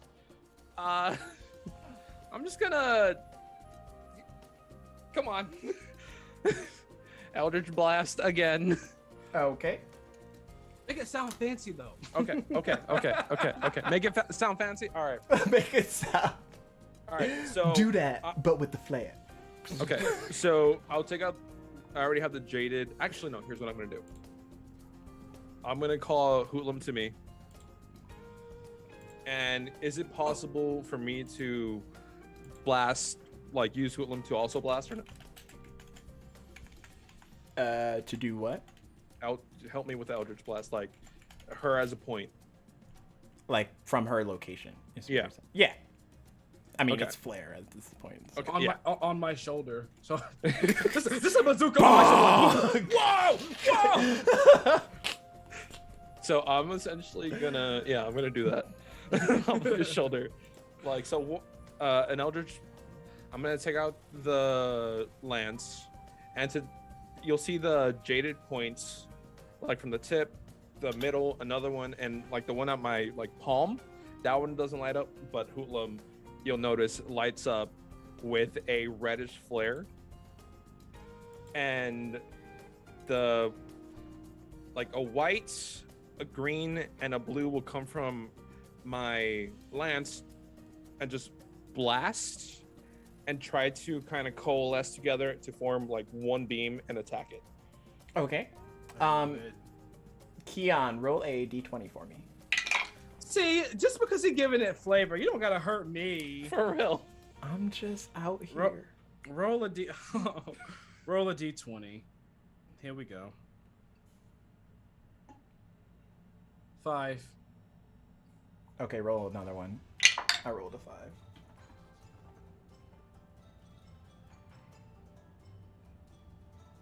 One. To one.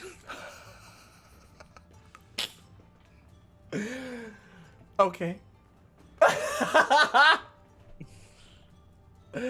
Keeping that in my noggin. Sweet. Great. So, roll those attacks there, Corin, if that is how you're like interweaving them towards these. Are Yeah. you? Is all of them going towards the same creature? Yes. I'm guessing the hexed one. Yes. So midnight creature. Okay. No regrets. I'm happy you're doing this. I'm sorry. I'm not sorry. This is perfect. 19, 21, 15, and a 21. Okay, so this one's complicated, so I have to look. Why you gotta go and make things so? Okay. Complicated. You watch, Corin, as your attacks try and go towards this creature, and its eyes kind of like seemingly glow, underlaced under its pupils, kind of just this silverish energy radiates a bit, and the first attack misses. The second one hits. Third one misses. Fourth one hits. Okay. I'm gonna see if y'all can figure this out. I ain't gonna say shit. I ain't saying nothing. Alright, so 1, 9, 5, and plus 6, right? Or is it for each attack that hits for It's the for hex? each attack, so 2d6 essentially. Okay.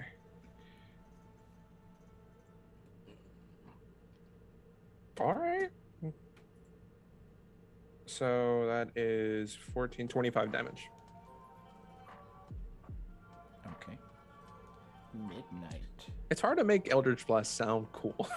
What? There's like so many different ways. It's just I've been using You're lotus using it- petals. I've been using nine-tailed fox flame. Okay, here's the thing. Mine is based off of like agriculture. That's dope. I'm down. I used to be a druid. I mean, I'm a druid. Once you go druid, you never go back. But you know. Okay. I've never Caroline? played a warlock.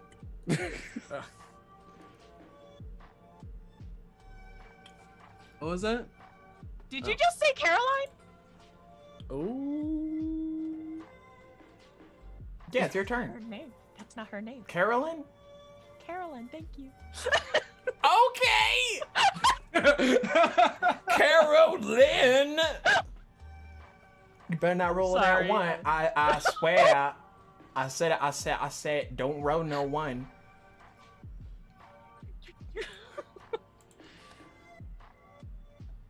Okay. So a 17, a 28, and a 14. Do any of those hit? 17 misses. 28 hits. What was the other one? 14. 14 misses. Okay. Which one are you Well- attacking? Sorry. Look, one closest to me. Okay.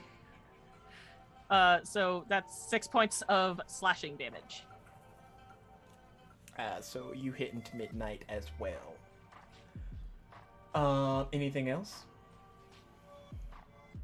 As a bonus action, I'm going to disengage and step back about 10 feet. Oh, you're like a rogue or a monk? Okay. So you're That'll end my turn? positioning yourself. Sweet. Satin's turn. I didn't roll for her yet.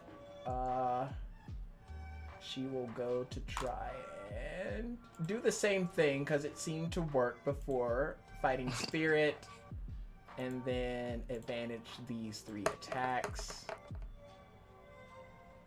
22 hits. 26 hits. It still hasn't come into play yet. This is fun. 22 hits. Okay. So that is damage. Ooh, yeah. Roll over to that 9. So 14. 7, 12. 14, 12, and then 13 slashing. Is slashing, right? Yep, damage. Bonus action, and that will be the end of her turn. Keon. Okay. Oh, I gotta update this too, as well. Sorry. No problem. DM, when I saw that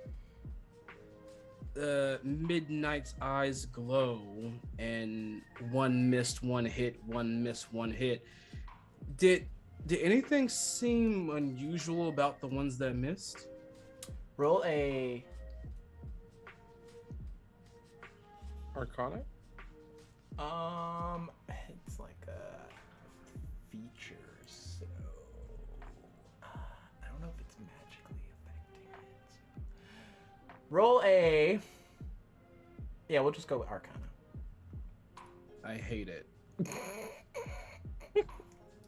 14. Okay. Something was off about it. You're not quite sure what yet. Like that piece hasn't like fallen into its Tetris spot yet. But you're building the sides and you're waiting for the long one to go down and take it all down. So Would I have been able to surmise anything from that as well, or no? you can roll an Arcana check as well. It's not your turn, Corin. Well, it's 24, so. That's what you roll? Yeah. Sweet, you will come to this analogy on your turn. Yeah, I figured. All right then. Well, seeing that You holding off on information? seeing that the team, I feel like everything's going pretty well.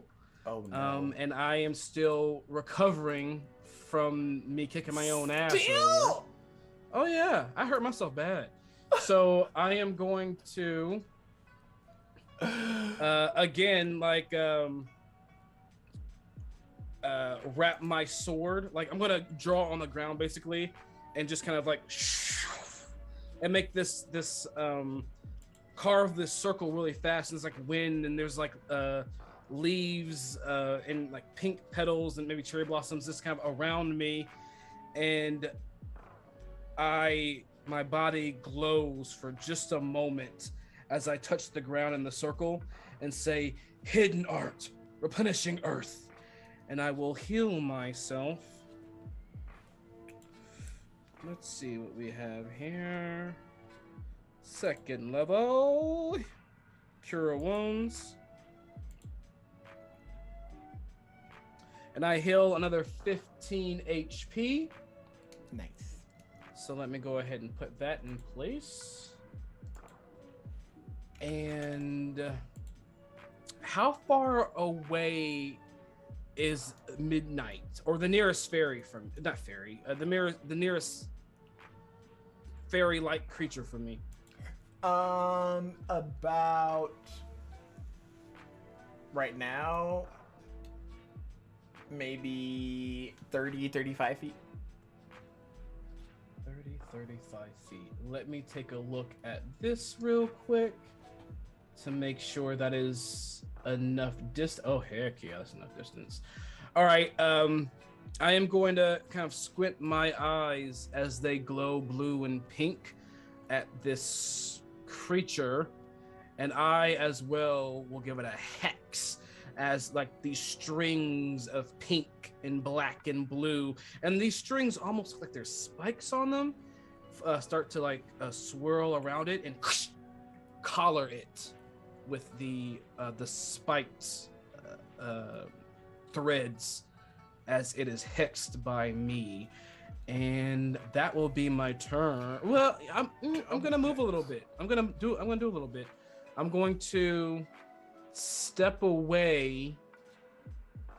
I want to go 30 feet back. So I want to be 60 feet away from it. I want to be 60 feet away from it if I can. Okay. That's my turn. Sweet. So you watch as the creatures start to maneuver their abilities. The Twilight one goes over to the Midnight Fairy and touches it, and you see almost kind of like a spark of pain erupt as it contacts this other creature.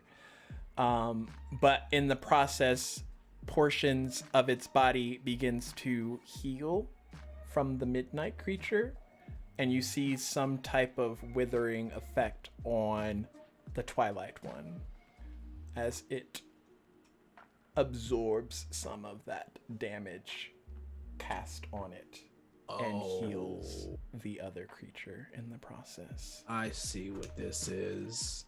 And then the midnight creature looks at all of you and kind of like wavers its hands, and this black viscous smoke comes out, billowing around them and expanding outward.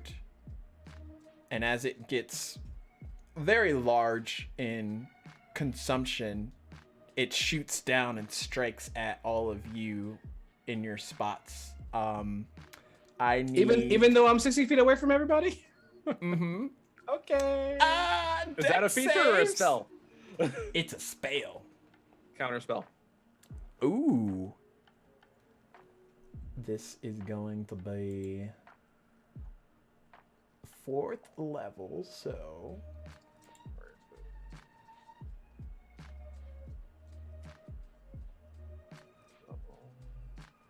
Mine would be 5th. That's where I could cast it at right now. Okay. At 5th or lower, does it just like cancel out? Your attempt to interrupt 3rd level or lower, a spell fails and has on. If it is casting a spell a 4th level or higher, make an ability check using your spell casting ability. DC equals okay. On success, the creature's spell fails and has no effect. So since you're casting it at 5th level and it was a 4th level spell, it automatically negates that 4th level spell. Cool. Nice. Yeah. And it kind of like looks over at you, Corin, and like eyes you, and you watch. So as it's casting it, I'm just gonna like launch Hoodlum, and like it'll absorb the spell, and like I'll call it back.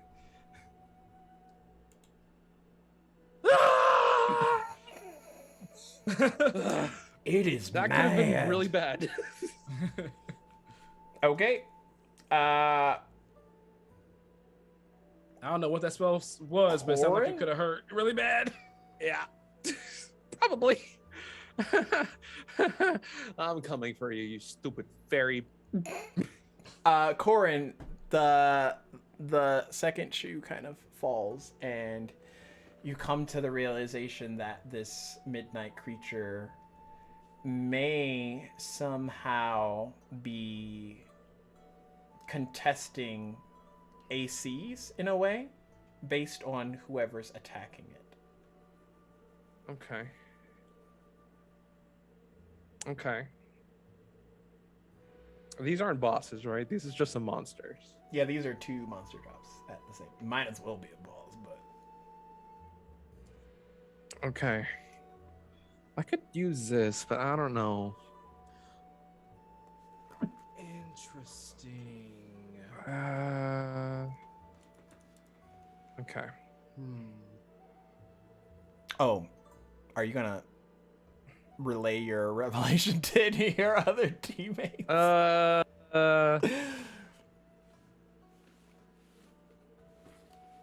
It's fine if you don't, because I wouldn't even know how to tell everybody that.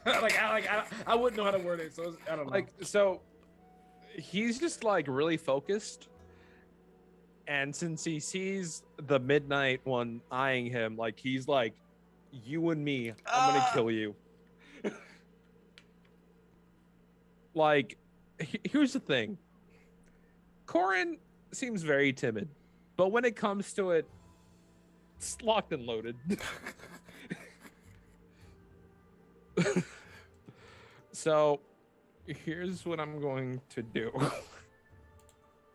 I'm going to... It doesn't have any metal on it, so I'm not going to do that. I'm going to... You don't know. It could be wearing a metal bracelet. Yes, you don't know. Okay, so... I mean, if it does, that'd be amazing. Just like, ah! Hey, DM, by chance, is Midnight wearing like a metal bracelet? Or like a metal necklace or something? Or... Are they just naked? They just naked fairies. God damn it. Oh, okay. Okay. I am going... Yeah, I'm just going to do Eldritch Blast again. So this time what I'm going to do, to add some flavor to it... is I'm gonna start running towards like underneath it, like directly underneath it. Because how high is it up right now? Within like 5-10 feet. It's reachable by most weapons, yeah. Or what I could do as well. Oh, he's in melee with the creature. So if it's like 10 feet up, is it possible for me to throw like shrink my lance, toss it, and then like Eldritch Blast it that down? That way I could get advantage on it. Maybe. So roll me a performance check. Performance. Cause you trying to do the most. GW was like, put a little flavor in it. You're like, well, I'm gonna throw it off the glass. Hey. I've been thinking about this. That's the thing. Like, I've thought about like throwing it appearing, and then like just launching it. I'm trying to get advantage on it because I will technically be flanking. Okay. I mean, it depends on what this performance is. It's a 10.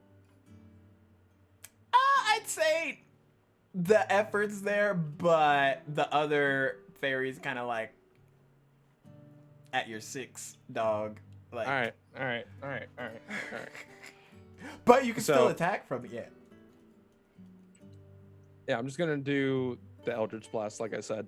So I'm gonna like do an arcing motion, like with the lance, and it'll be like 2, like since it's right above me, I'm gonna do like 2 at 12 o'clock, and then 1 at like 3, or like not 3. Is it on my left or right?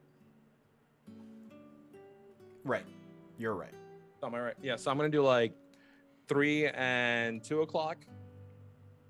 And I'm just gonna like swirl the lance continuously, like if I'm just casting wind on it, but it's the Eldritch Blast flavor wise. Okay. So as the wind like bellows and it continues to grow, it's gonna shoot like the 4 lights or beams at both of them. So I'm gonna do this. That was an 18, you son of a bitch. Another one.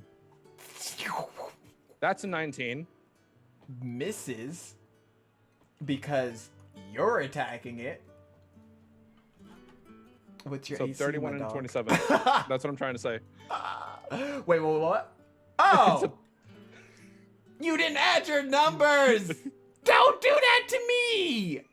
Yeah, the 31 and 27 hit. All right, cool. So that's hitting the midnight one.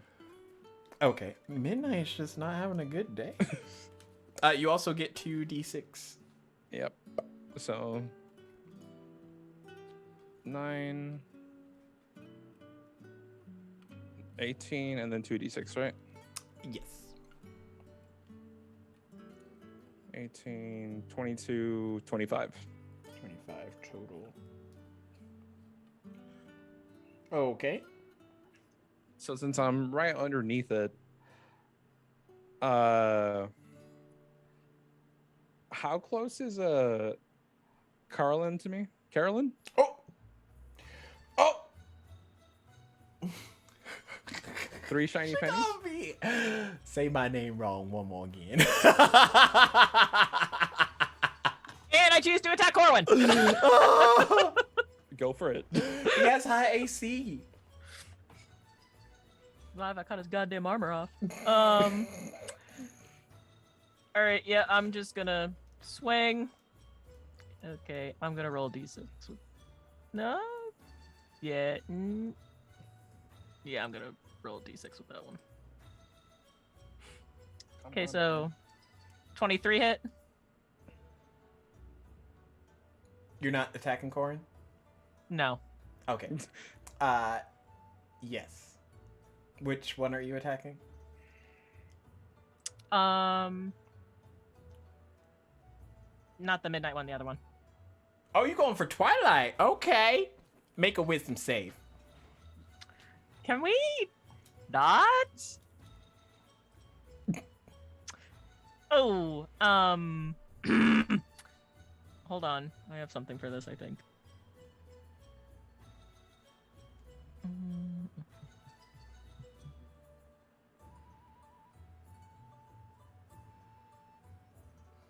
Okay, yeah.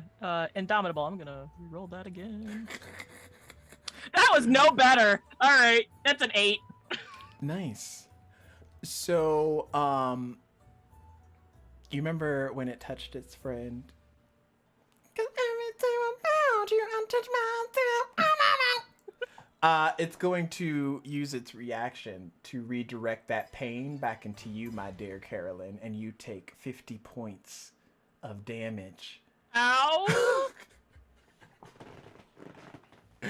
As it just smiles and its grin like Cheshire's outward. More teeth appear. You didn't think there were going to be this many teeth. That's more shocking to you than the fact that you just got hit with 50 points of damage. Okay, but yeah, Was that consider an attack?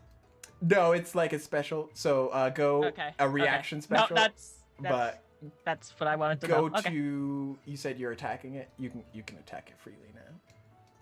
Oh, okay. Cool. It doesn't have any more, oomph juice yet to get back.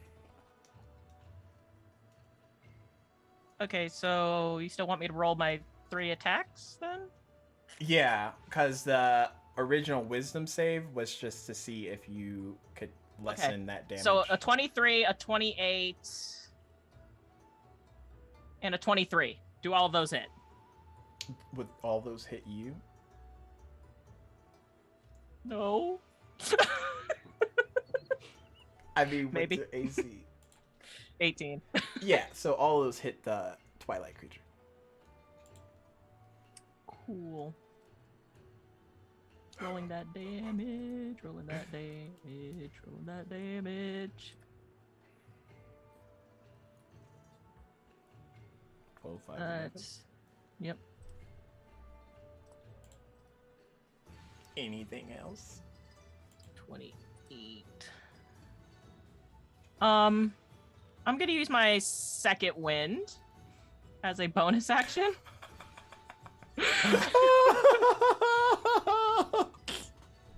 Jesus Christ. You know, This ain't good. This ain't good.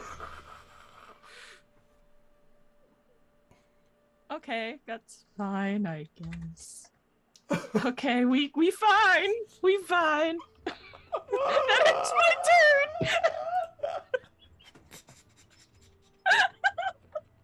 Oh my god. I'm just waiting for y'all to attack the other one a bunch, and then it have like 1 HP, and then the other one touches it and gets like all that thing, and then like one of y'all hit me, just one of y'all. That'll be 458. Anything else there, Carolyn? Sweet. Satin's turn. I think I already rolled for her. She hit with one of them. She missed. And then the attack, I'll roll it again, is 10 points of damage. Sweet. Keon. All right. So, with my bonus action, I am going to take a deep calming breath as like this slight aura appears. This aura is like sky blue, almost silver, but it's just like this extremely light, almost invisible fire upon my body. As I will do second wind to see if I can get some good HP. So that's going to be D10 plus 4. Okay.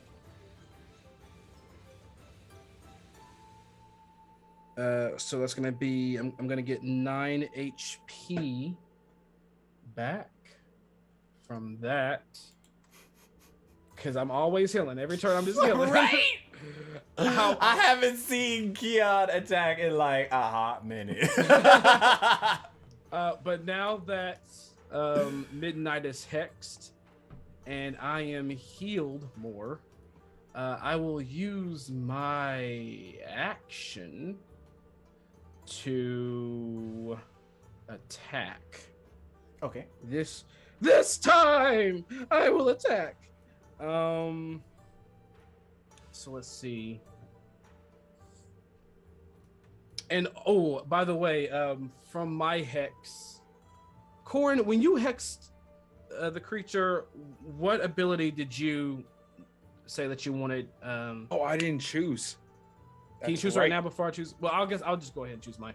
I want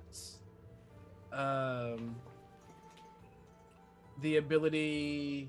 Can I say dexterity? Can I say I want that creature to have disadvantage on all dexterity stuff? Yeah, so all of its acrobatics, sleight of hand, stealth. Yeah, all of that. Checks would I want that to be shit for this creature right now. Okay. All disadvantage is on dex, and I will now kind of brandish my blade as it empowers with this ghostly electric power. And I will say, because I don't know this creature's name, hidden art, breath of the lightning dragon, storm, pooh! And as I swing, these electric blasts just blast out from my samurai sword and will try to collide into Midnight, the one that I hexed. Ooh. Let's see if I can get them first. Does a 6, since I'm hitting it, does a 16 hit Midnight?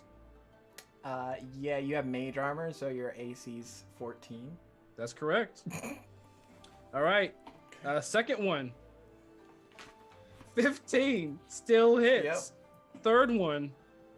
That's a crit, baby.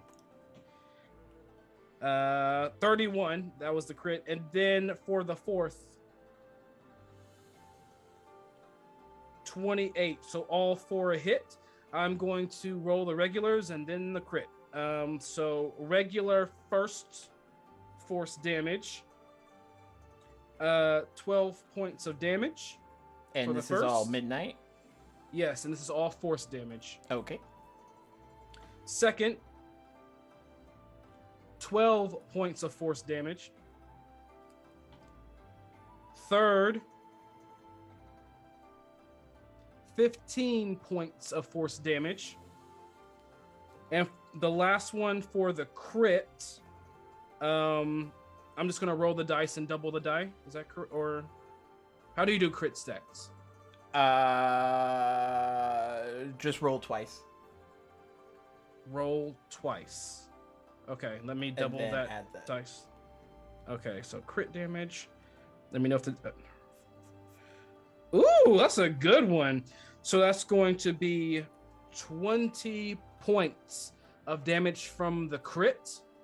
And then on top of that, since this creature is hexed, I'm going to roll 4d6. Ooh, those were some good numbers. So this creature is going to take another 17 points of necrotic from me. Okay. Carolyn, what was your damage? Do you remember?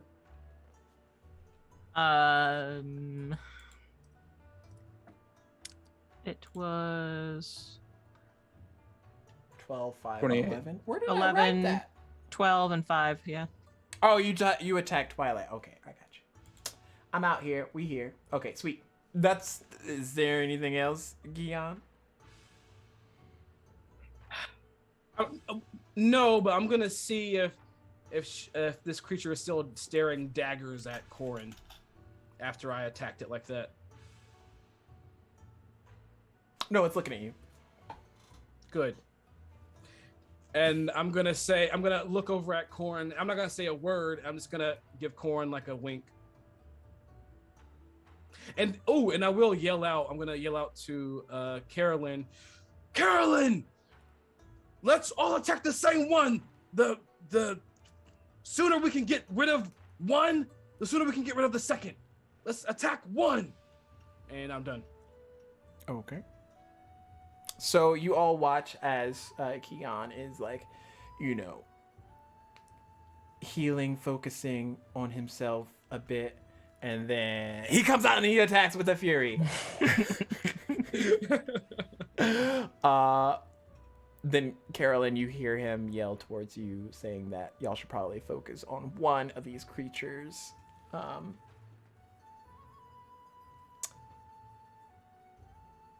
Yep. And then it is the creature's turn, which it doesn't like Corin because magic stopper. So it will look at Kian because he attacked him last.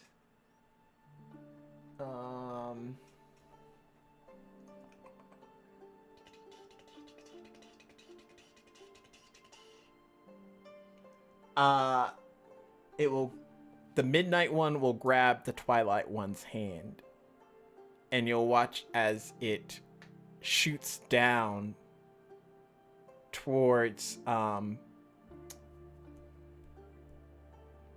Carolyn and Satin, and I need you both to make a con save.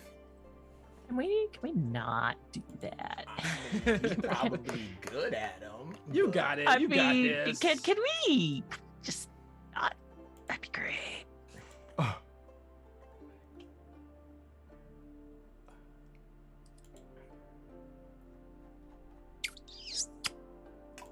Yep, that's a 5.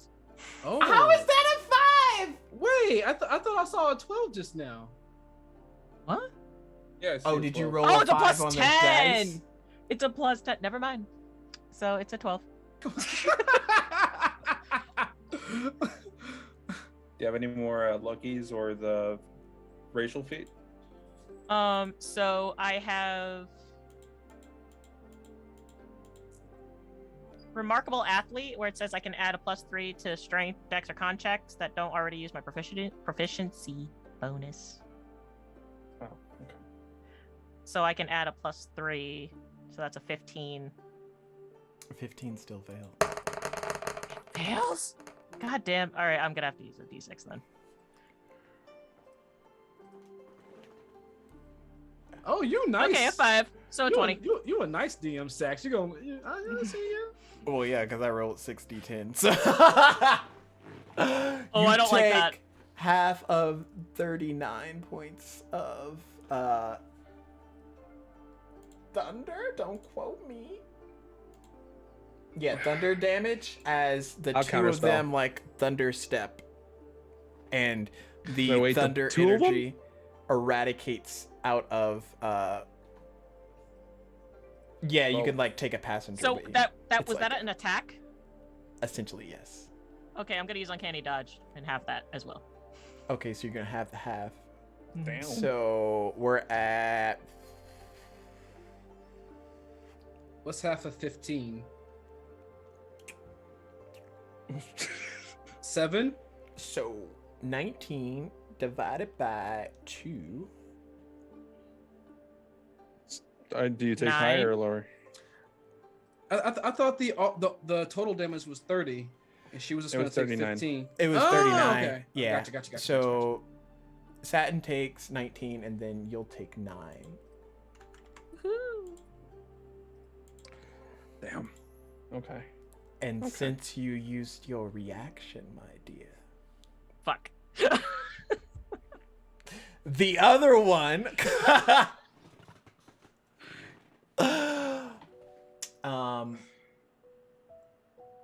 is going to what do I want it to do? Nothing. You want it to do nothing. Where's Kian and Corin? Keon is 60 feet away from the creatures and all this Yeah. mess. Okay. I don't know where Corn is, but Keon has some distance.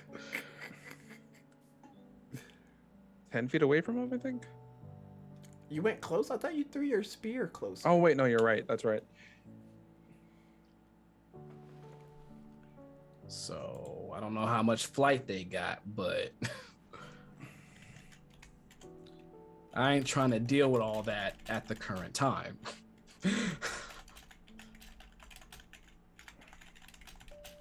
I'm still trying to kiss my own boo-boos, okay? Okay, well, I won't at both of you. I'll just at Satin and Carolyn. Okay, So- if we could not though. I mean, they didn't want to be added, so I'm adding y'all because y'all right here. You didn't say that. You used your reaction to uncanny dodge. I think that is the definition of me not wanting any. Okay, like, do not add me, please. Oh my god.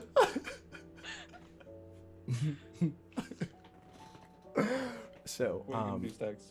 I'm gonna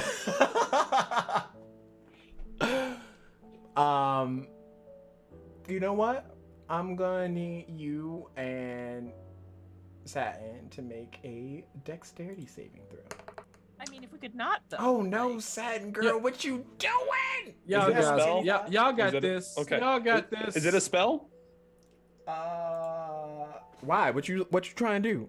I What you can doing over counterspell there? it. What you looking at?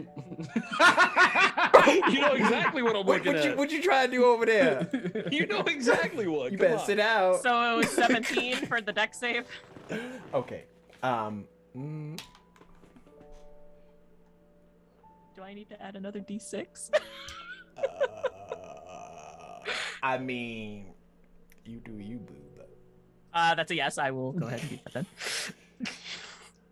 Oh, for fuck's sake. Okay, a 2. I counterspelled. You don't even know what you counterspelling.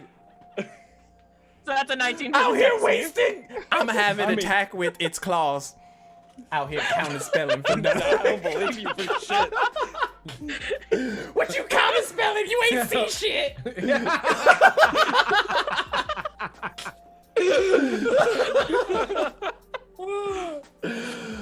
Oh. So I am. You know, I don't think these fairies are gonna kill us. It's just gonna be our own sass amongst each other. It's so hard out here trying to be a G. Okay.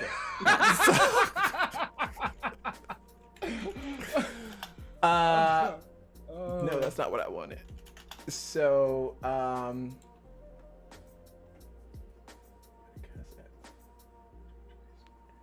Oh, I didn't know I could do that too. so what was that dex save you said? It was a 19. Okay, 19 just succeeds. Christ, dude. Oh Oh man. Okay. I don't know if chat can hear all these dice that about to be rolled, but What? What? Well, I told you not to at me. What are you doing? so half of 29 points of fire damage as it casts Fireball. Oh my. So 14 points for you, Carolyn, and then a full 29 to my girl, Satin. She out here living her best life. Wondering why she got all this animosity coming towards her, but then looks over and sees Carolyn and she's like, oh, I guess it makes sense. So, top of the round, Corin. Wait, Corin, are you trying to counter spell? No. Wait, Okay. wait. So, question. Shield Master Evasion. If you are subjected to an effect that allows you to make a Girl, I'm done with dex you. saving Just throw half it. to take Just only half damage, it. you can use your Again. reaction to take no Half damage. it again. You got 7 damage of fire. Just take it. No damage. No damage. What do you mean no damage? Oh, if you Listen. succeed. Okay, never mind. Whatever. I don't care.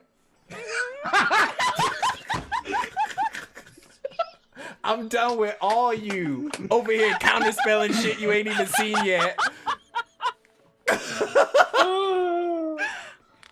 I love this. Oh, Corin, my boy. Oh my god. Okay, so it's my turn. Yes. Okay. Okay. Oh my god. I'm gonna try to separate them. Okay. But they twins. They like I don't give a fuck. this. They just, I don't give a fuck. You separate them and they turn into two large creatures of destruction. Just Oh no. 6 tongues. I'm thunder waving them.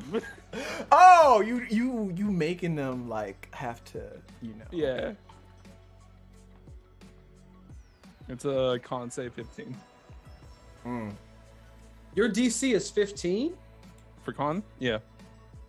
Well, no, your spell save DC is 15. That's for my artificer. I rolled So- a 15 on the die. Damn. Was 4, so 19. Okay. So here's what's gonna happen. I'm gonna I'm just describing it. Chill stacks. Okay. So you're gonna see like this gauntlet like form on my arm. Like Okay. just kind of like not nanotech, but like kind of like that. All right. And I'm just gonna like hold it up and like blast like a thunder wave from it. That's my artificer. Yeah. Oh, okay. So that's gonna do And this is the 3 both points of them, right? damage. Yeah. Did you I was say trying to 3 separate points of them, so- damage? Yeah. You made it seem like a suplex was coming. It was an artificer one. I'm sorry. I don't know what to tell you. Okay. Anything else? It's fine. And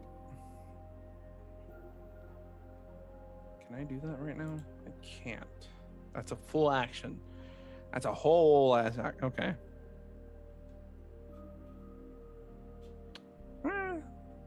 That should be it for now. Okay. Carolyn. You just got hit a bunch. Hmm. Okay, so I am going to attack. Midnight twilight. Midnight twilight. Midnight twilight. Midnight twilight. Midnight twilight. Midnight. Okay. Because I think that's the one we're supposed to attack. All right.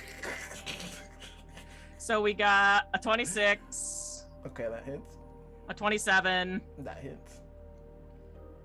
and a 22. All those hit. Sweet.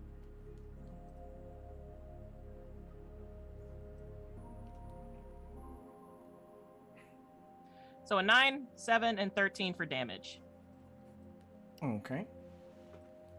which is 29 points of slashing damage altogether. Okay. Anything else? Bonus action, I'm gonna shove Midnight. Attempt to shove. Okay. So let me see. I think all my dexes are at disadvantage. What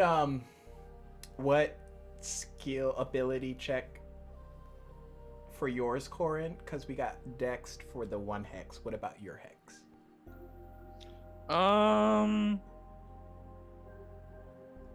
Strength, athletics. So it don't matter which one I pick. Okay. No, wait, disadvantage. Because I can't do con, so Oh no, 12. And I have to roll athletics, correct? Yeah, unless you want to be generous and roll acrobatics. 17. I'm joking, you gotta roll. Yeah.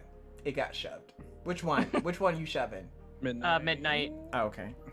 Yeah. Yep, so she kind of like takes her long sword, the fly of the blade, like she has her hands up on the blade, and she just shoves Midnight back about 5 feet. I thought Okay. you were gonna use it like a fucking SWAT, Ah! fly swatter. Whack! So the two of them are separated. Perception checks. Everyone? Yeah. That's a 10. Again. Yeah, that's a 9.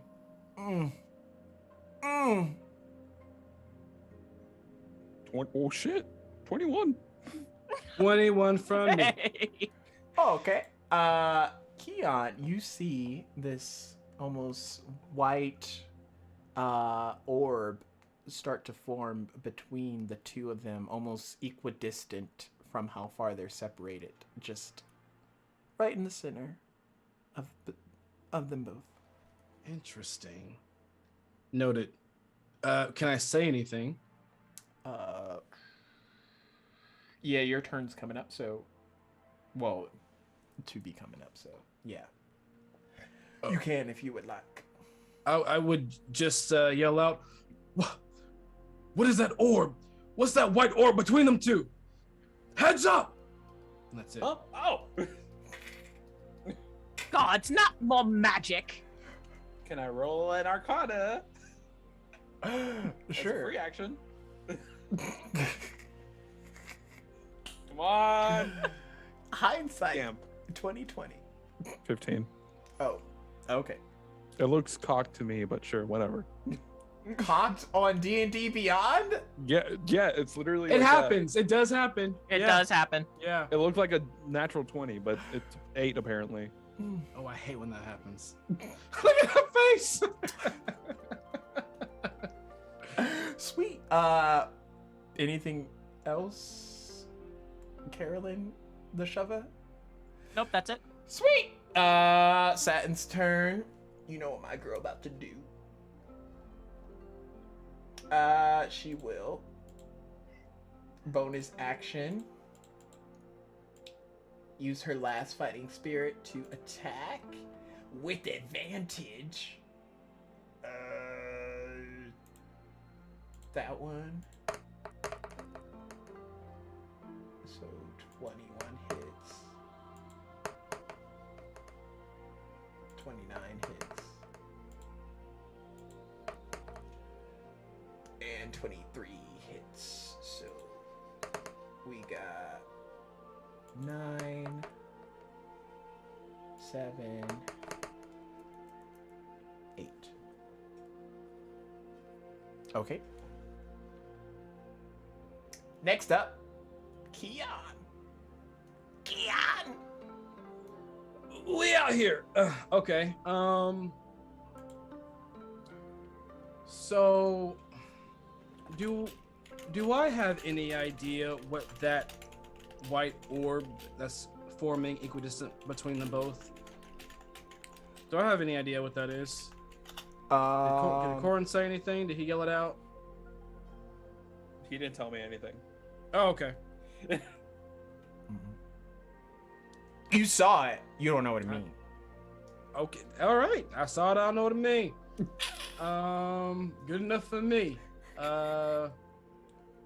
So since how far away from me is midnight? They were 60 feet, but then they got blasted back somewhere. How far would you say they were away from me? I don't know. About 35, give or take. Because they thunderstepped about 30 closer to you to, hit into the girls and then got shoved from there. So maybe 35 away. Good enough for me. I'm gonna focus my attacks on Midnight. Okay. Because she's the one that's wearing my cursed collar. So let's see what we got here. I feel like I was gonna do something else too. What was I gonna do? Can't remember. So here we go.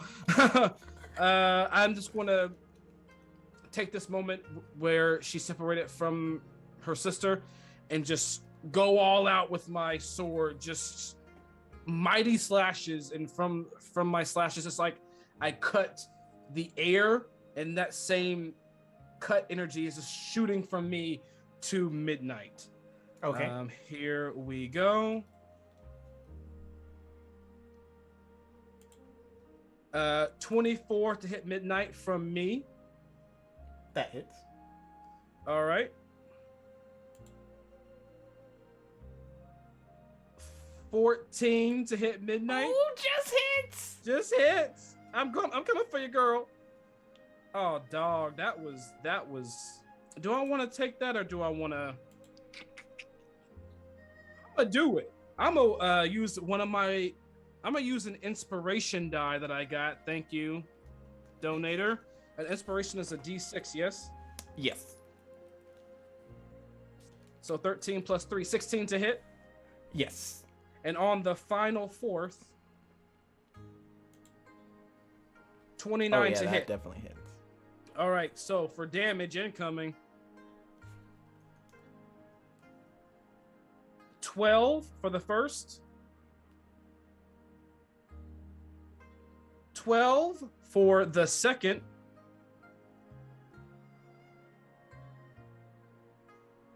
oh wait, that wasn't the right die. Hold on. This one. 8 for the third.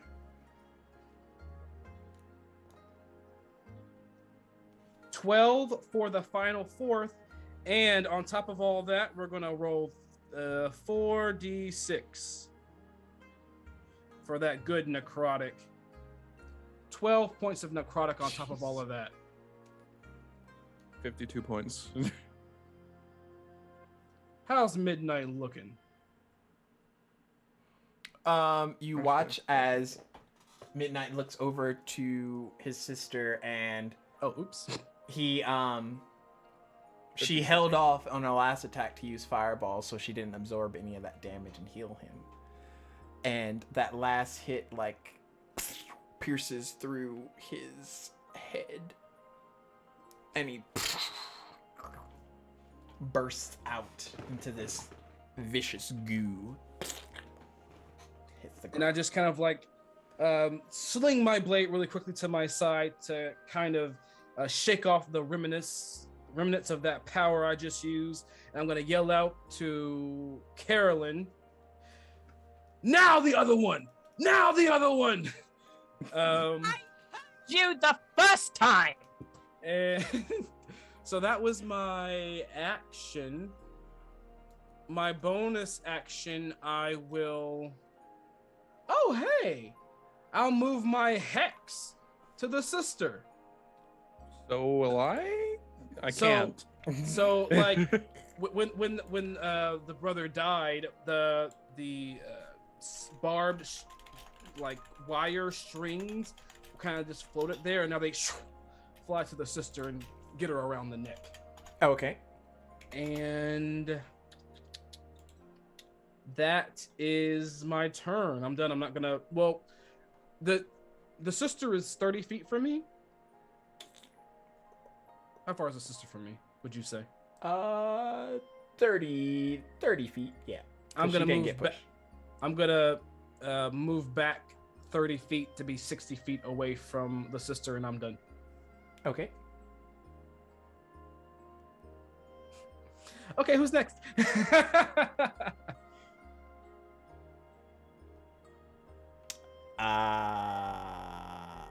Twilight, right?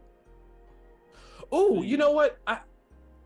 What about Twilight? Oh, but quick thing. Once the brother dissipated, what happened to that white ball that was equidistant from them? Since you had your eye on it, it starts to yin yang, and part of it is still white, but the part of the brother seems to have turned black. Oh, that's poetic and sad. Okay, thank you. I end my turn. I don't think I can do anything else. So on Twilight's turn, she grabs the orb and consumes it.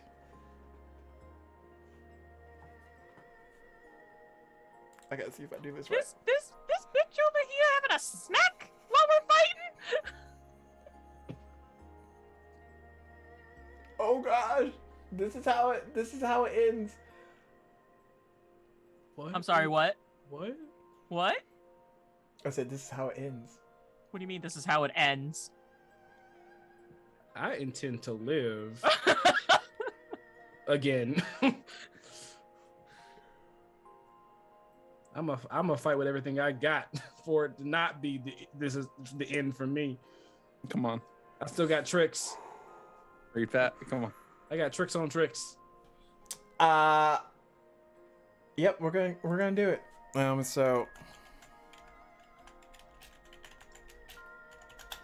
So you watch from Twilight's position,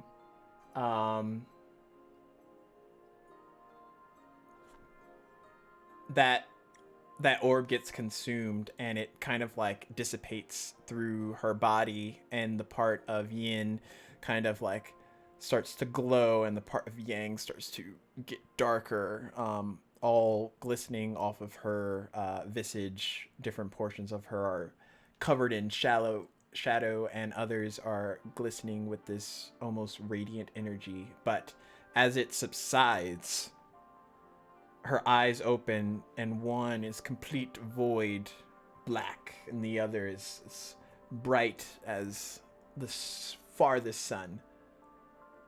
And I need everyone that's within 40 feet to make a dexterity save.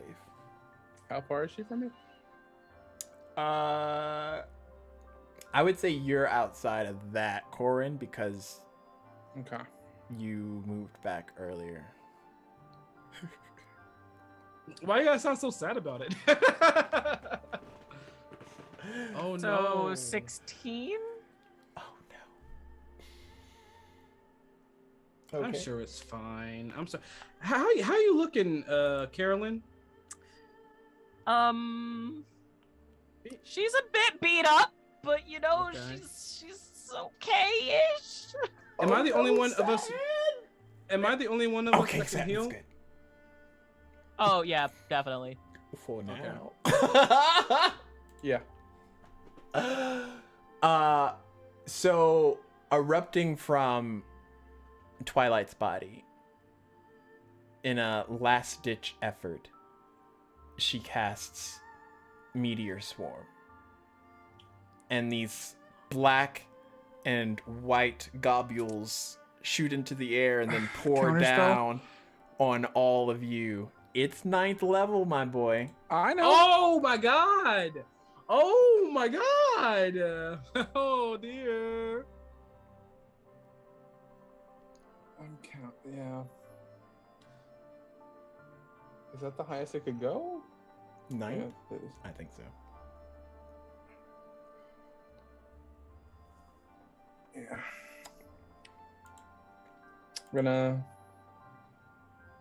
Yeah. I'm casting it. What do I need to beat?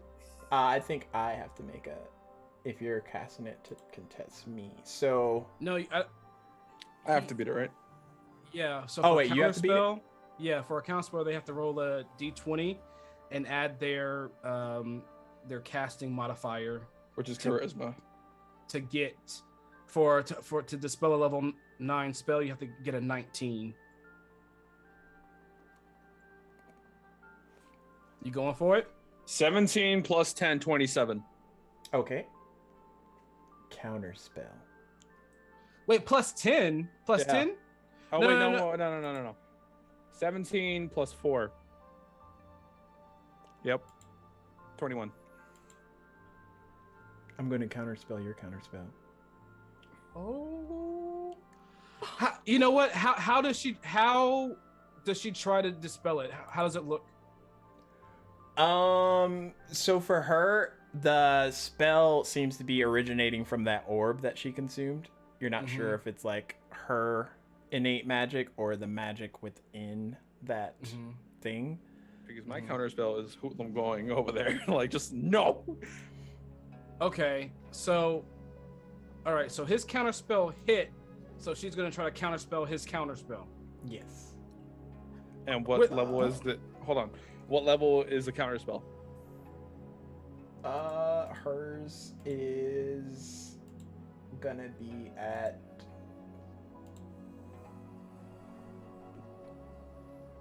6th level. All right, yeah.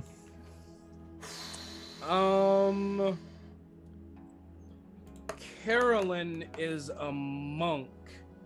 And the save for meteor. No, you're not. Okay, you're not a monk. You're like a rogue. Is Meteor Swarm a dex save, DM? Yeah, that one's a deck save. Oh, The DC equals. I feel like It's a meteor swarm, man. That's a thing. okay. I see this power forming. I see Corin trying to dispel it, and as this creature's last effort, fling out its hands to try to dispel him. And from my 60 feet away, I see this, and very quickly, whoosh, slice my blade, and it's almost like my blade cuts time. It's weird because it's this wave of sharp anti-magic flies from me to her hand, and I'm going to try to counterspell with my samurai swipe. And she is just in range of my power. So let's see if I can make it happen. Wish me luck, y'all. Oh gosh! I have to roll whatever I roll is gonna be a +5, and I have to get a 16 to counterspell this counterspell. Here we go. Oh yeah, 18, 19, 20, 21, 22, 23. 23 to counterspell her counter. You watch as Twilight goes to tap into that counterspell energy. Corin counterspelling the meteor swarm. Twilight counterspelling the counterspell, and then Keon counterspelling the counterspell to the counterspell, and the magic dissipates on Twilight's position, and nothing happens. Can Carolyn rush up and go stab this bitch?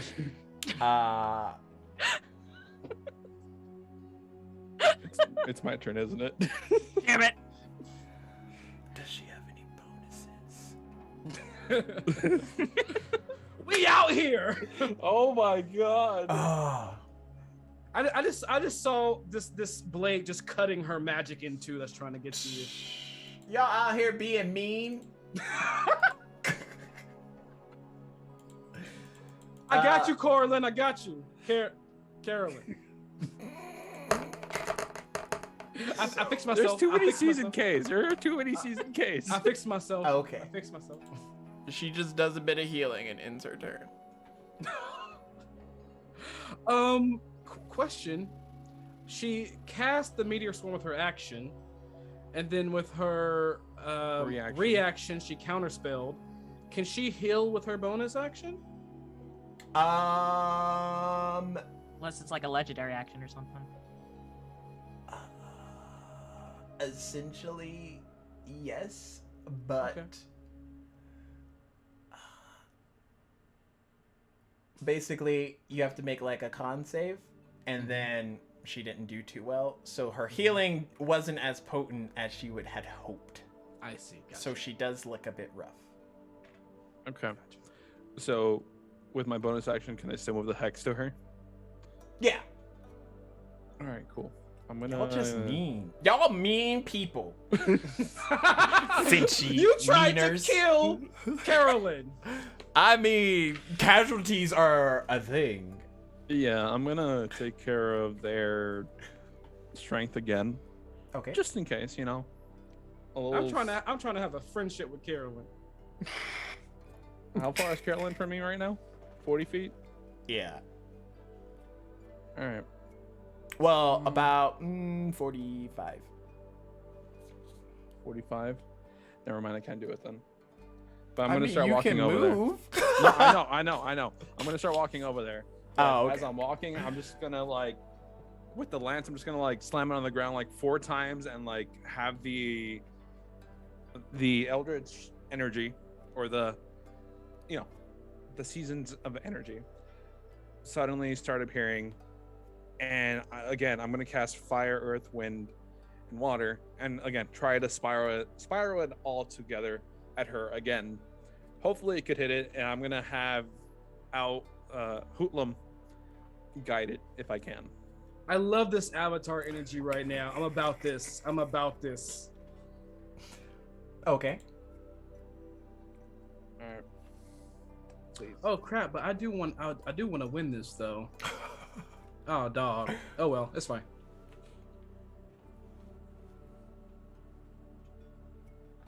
27. That hits. That's a 19. 31. That hits. 18. That misses. And that's a natural one. Oh, oofta. Okay. So 2 of those hit.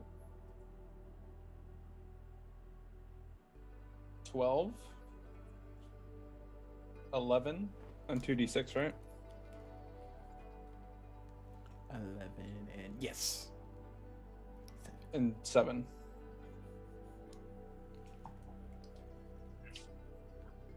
$30 points of damage. Nice. Of force. I'm gonna keep making my way towards Carolyn, just like busting ass, just like come on. Carolyn, it's your go. Oof. Okay. Let's see.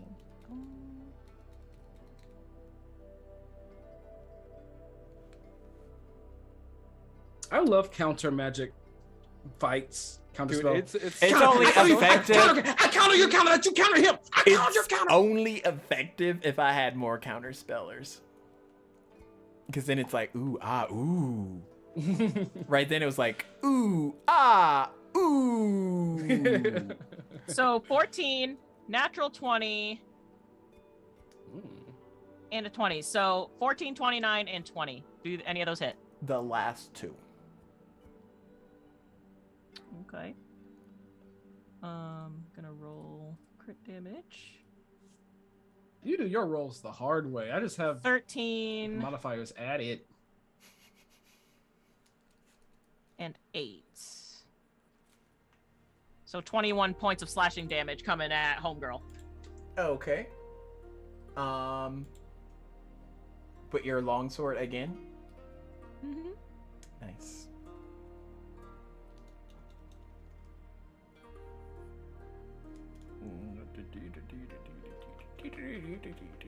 Okay.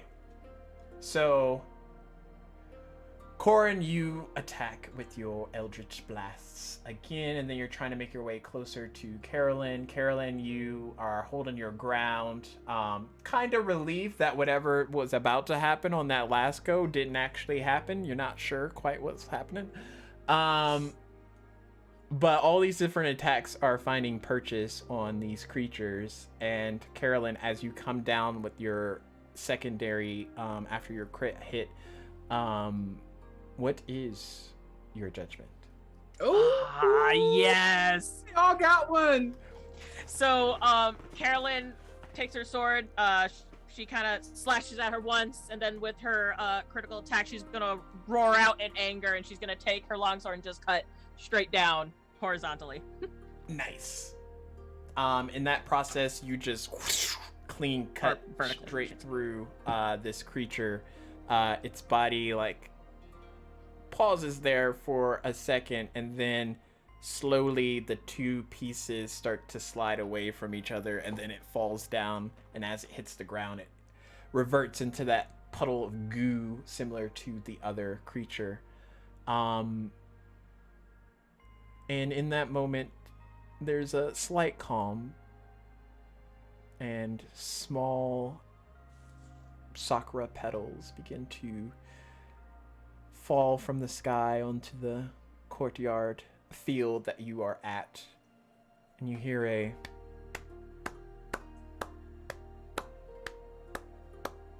well done, well done. And Master Reki is standing there looking at all of you. The creatures have dissipated in their respective fields. And it's just the group of you standing there. And as you see Master Reki, all the other Sinchi that were there before that kind of disappeared when the fight started are standing in the surrounding field area where these different sakura blossoming flowers are still falling pacedly, and each one of them has a singular Senshi mask on their face. And you watch as these small children come out to the field, and each one hands you a kind of face down mask. Welcome to the Spirits of Olan tournament. Please assume your position with the others. Were we like the last ones to finish? Y'all were the guinea pigs, essentially. What? I walk over to where he just as we walk. And as you take that mask, there is one more scroll attached to like the ribbon attachment piece for it. This one, you are able to undo essentially. I will look at it. Same. Okay. Carolyn? Yeah, I'm gonna look at it too. As you do, this calming pulse kind of irradiates off of this scroll, and you all take the effects of a long rest. Oh, after Thank God. well, so I just want to say that I got myself. I was down to like 42 HP, and like all we were fighting when I was healing, I got myself to 150. So like I was I was at like focusing. 118 hit points. What's your max? Oh, 200 and nope, 199. Nice. so I only took like besides what I hit myself with, Mm-hmm. I only took like one hit, so I was like at 122. Oh, what's that like? And I'm a little bit upset, only a little bit, that I'm the only one of us that got his ass whooped to get hit that first scroll. You whooped your own self! I know. I'm just saying. Uh, Everybody else. So for relative sake, Corin, you still have that black scroll that's kind of locked, and then Keon, you have the gold scroll that's also locked. But tune in with us throughout the rest of this 4-day event. Tomorrow we'll be back here hopefully at 12 to 4 p.m. Mountain Standard Time. Same for Saturday and Sunday. And, you know, you might see some new faces. You might see some similar faces. And you might see some, I don't know, some completely different stuff. But we're going to continue to raise money all throughout these next few days to help Extra Life for Kids. Thank you everyone who contributed today. We have raised $115 so far towards our 500 goal. That's where I'm keeping it at for right now. If we reach it, we'll do some other stuff and then we'll bump it up. But yes, thank you everybody. Those monster drops were pretty clutch, not gonna lie. Almost, I mean, y'all counterspelling out here. I'm watching you. I got my eye. I'm a falsetto, like fake counterspell spell you, so you have to use it, and then I'm actually come out with the fierceness. I've done that before. But thank you everybody for being here. We'll be back here tomorrow, and I can't really think it. Oh wait, thank you players. In case you're not here tomorrow, or if you are, we'll be here. Where can they find you? We'll start with the lovely Queen Corvi. You can find me here on Dungeon Mechanics. I play in a lot of campaigns here on this channel. But if for whatever reason you guys want to follow me on Twitch, you can find me at Queen Corvi. And I stream on a rare occasion. Mostly shiny hunts and Pokemon. So if that's what you're into, I guess you can give me a follow. Solid. That's like the most non-promotional promotion I've ever seen. It's like true though. GW. Hey everyone, I'm GW. You can find me on IG and Twitter under GW005, 2 B's, 2 zeros. You can also usually find me on Fridays at 3 p.m. Pacific, play on in Duke City Chronicles, which is our Monster of the Week campaign that is led by Jason Russell, the owner of Critical Dice. You can find that on Fable 42's Twitch channel, and you can also catch up on our YouTube channel. Just type in Duke City Chronicles and you'll find us. We're currently taking a break for the holiday, so it's the perfect time to catch up. So yeah, you can also hear my voice on Clarion Dawn, which is a sci-fi audio drama that I worked on with some amazing voice talent. I play a very interesting poet engineer in space. Why? Find out. You can go to clariondon.com or any of your favorite podcast platforms for that. And that's all I got. I'm tired. I whipped my own butt earlier today. Yeah. How you gonna beat your own self and then complain that you that you're tired? Last but not least, Reaper. So if y'all want to follow me on anything, just Google search Reaper's Past, or find me on Twitter, Twitch, Instagram, TikTok, Reaper's Past. I stream very frequently and I play like a variety of games. Currently playing Persona 5 if you're into that. So yeah, find me there most of the time. Also, happy birthday, Reaper. God damn it. It's my birthday. Happy birthday! It's not actually, oh my god. Continuing It's the a meme. trend. It's a meme. It's a meme. It's a meme. Oh. Happy unbirthday! I don't know what that means. Fixed it. We fixed it. Oh my god. So yes, we're crazy here. I was gonna say chaotic and crazy at the, I don't know what word that is. But yeah. If you had to pick an alignment, chaotic good. Yeah. Yeah. Yeah. Might be leaning more towards neutral, but you know, we'll see. Well, yeah, we'll go with neutral. Neutral chaotic. But so yes, without further ado, as we look for somebody to raid, thanks again, and we'll be back here same time, well, a little bit earlier.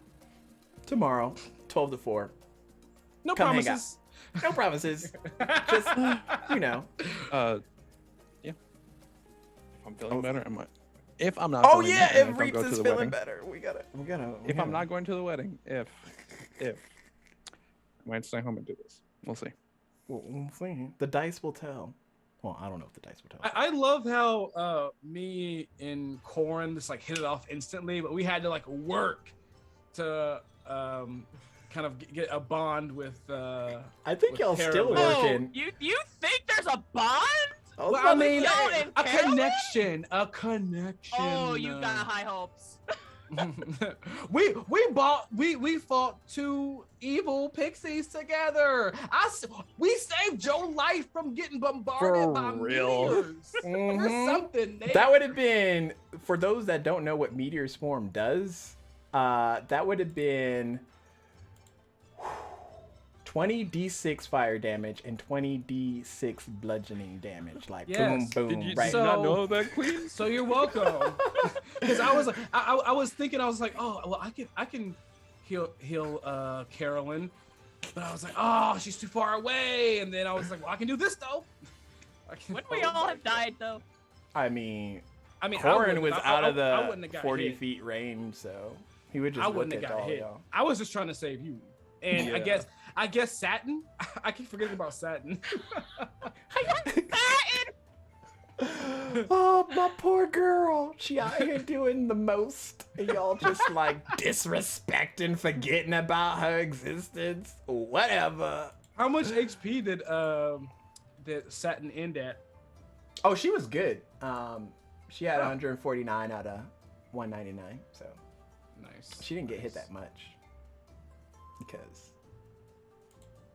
yeah. Because I mean, it's fun to hit y'all Other more. people were smack talking. Yeah. She just being quiet. Nobody focusing on her. Meanwhile, all of I mean, no y'all. one focused on me either. The only person that focused on me was Midnight, and then Keon wonder took that why. away. maybe because you counterspelled his attack. I am so happy that that big Oni thing didn't come after me. Well, it came after me, but it was too far away to hit me, and I was like, no, you go back. Boo, boo, boo, boo, boo. Go back. If you hadn't done that, I already had something planned for that. Oh, okay. I was like, I'm gonna stop him. Don't worry. I was I'll like, get you out of there. I can't deal with you right now. I'm still healing. I need you to go back to where you were so I can have my time. I can't bonus action Misty Step if I'm bonus action. Healing myself. But yes, we will go off on tangent a whole thing. So I'm gonna switch over to the ending screen and we will catch you all the next time. I'm sorry, I forgot to let y'all wave. I'm sorry. I did it again. Strikes again. Before we even, I was like, oh, I'm sorry, it's too late. They waving, chat. They waving at you. It's theater of the mind out here. They theater waving at you. Okay. Bye.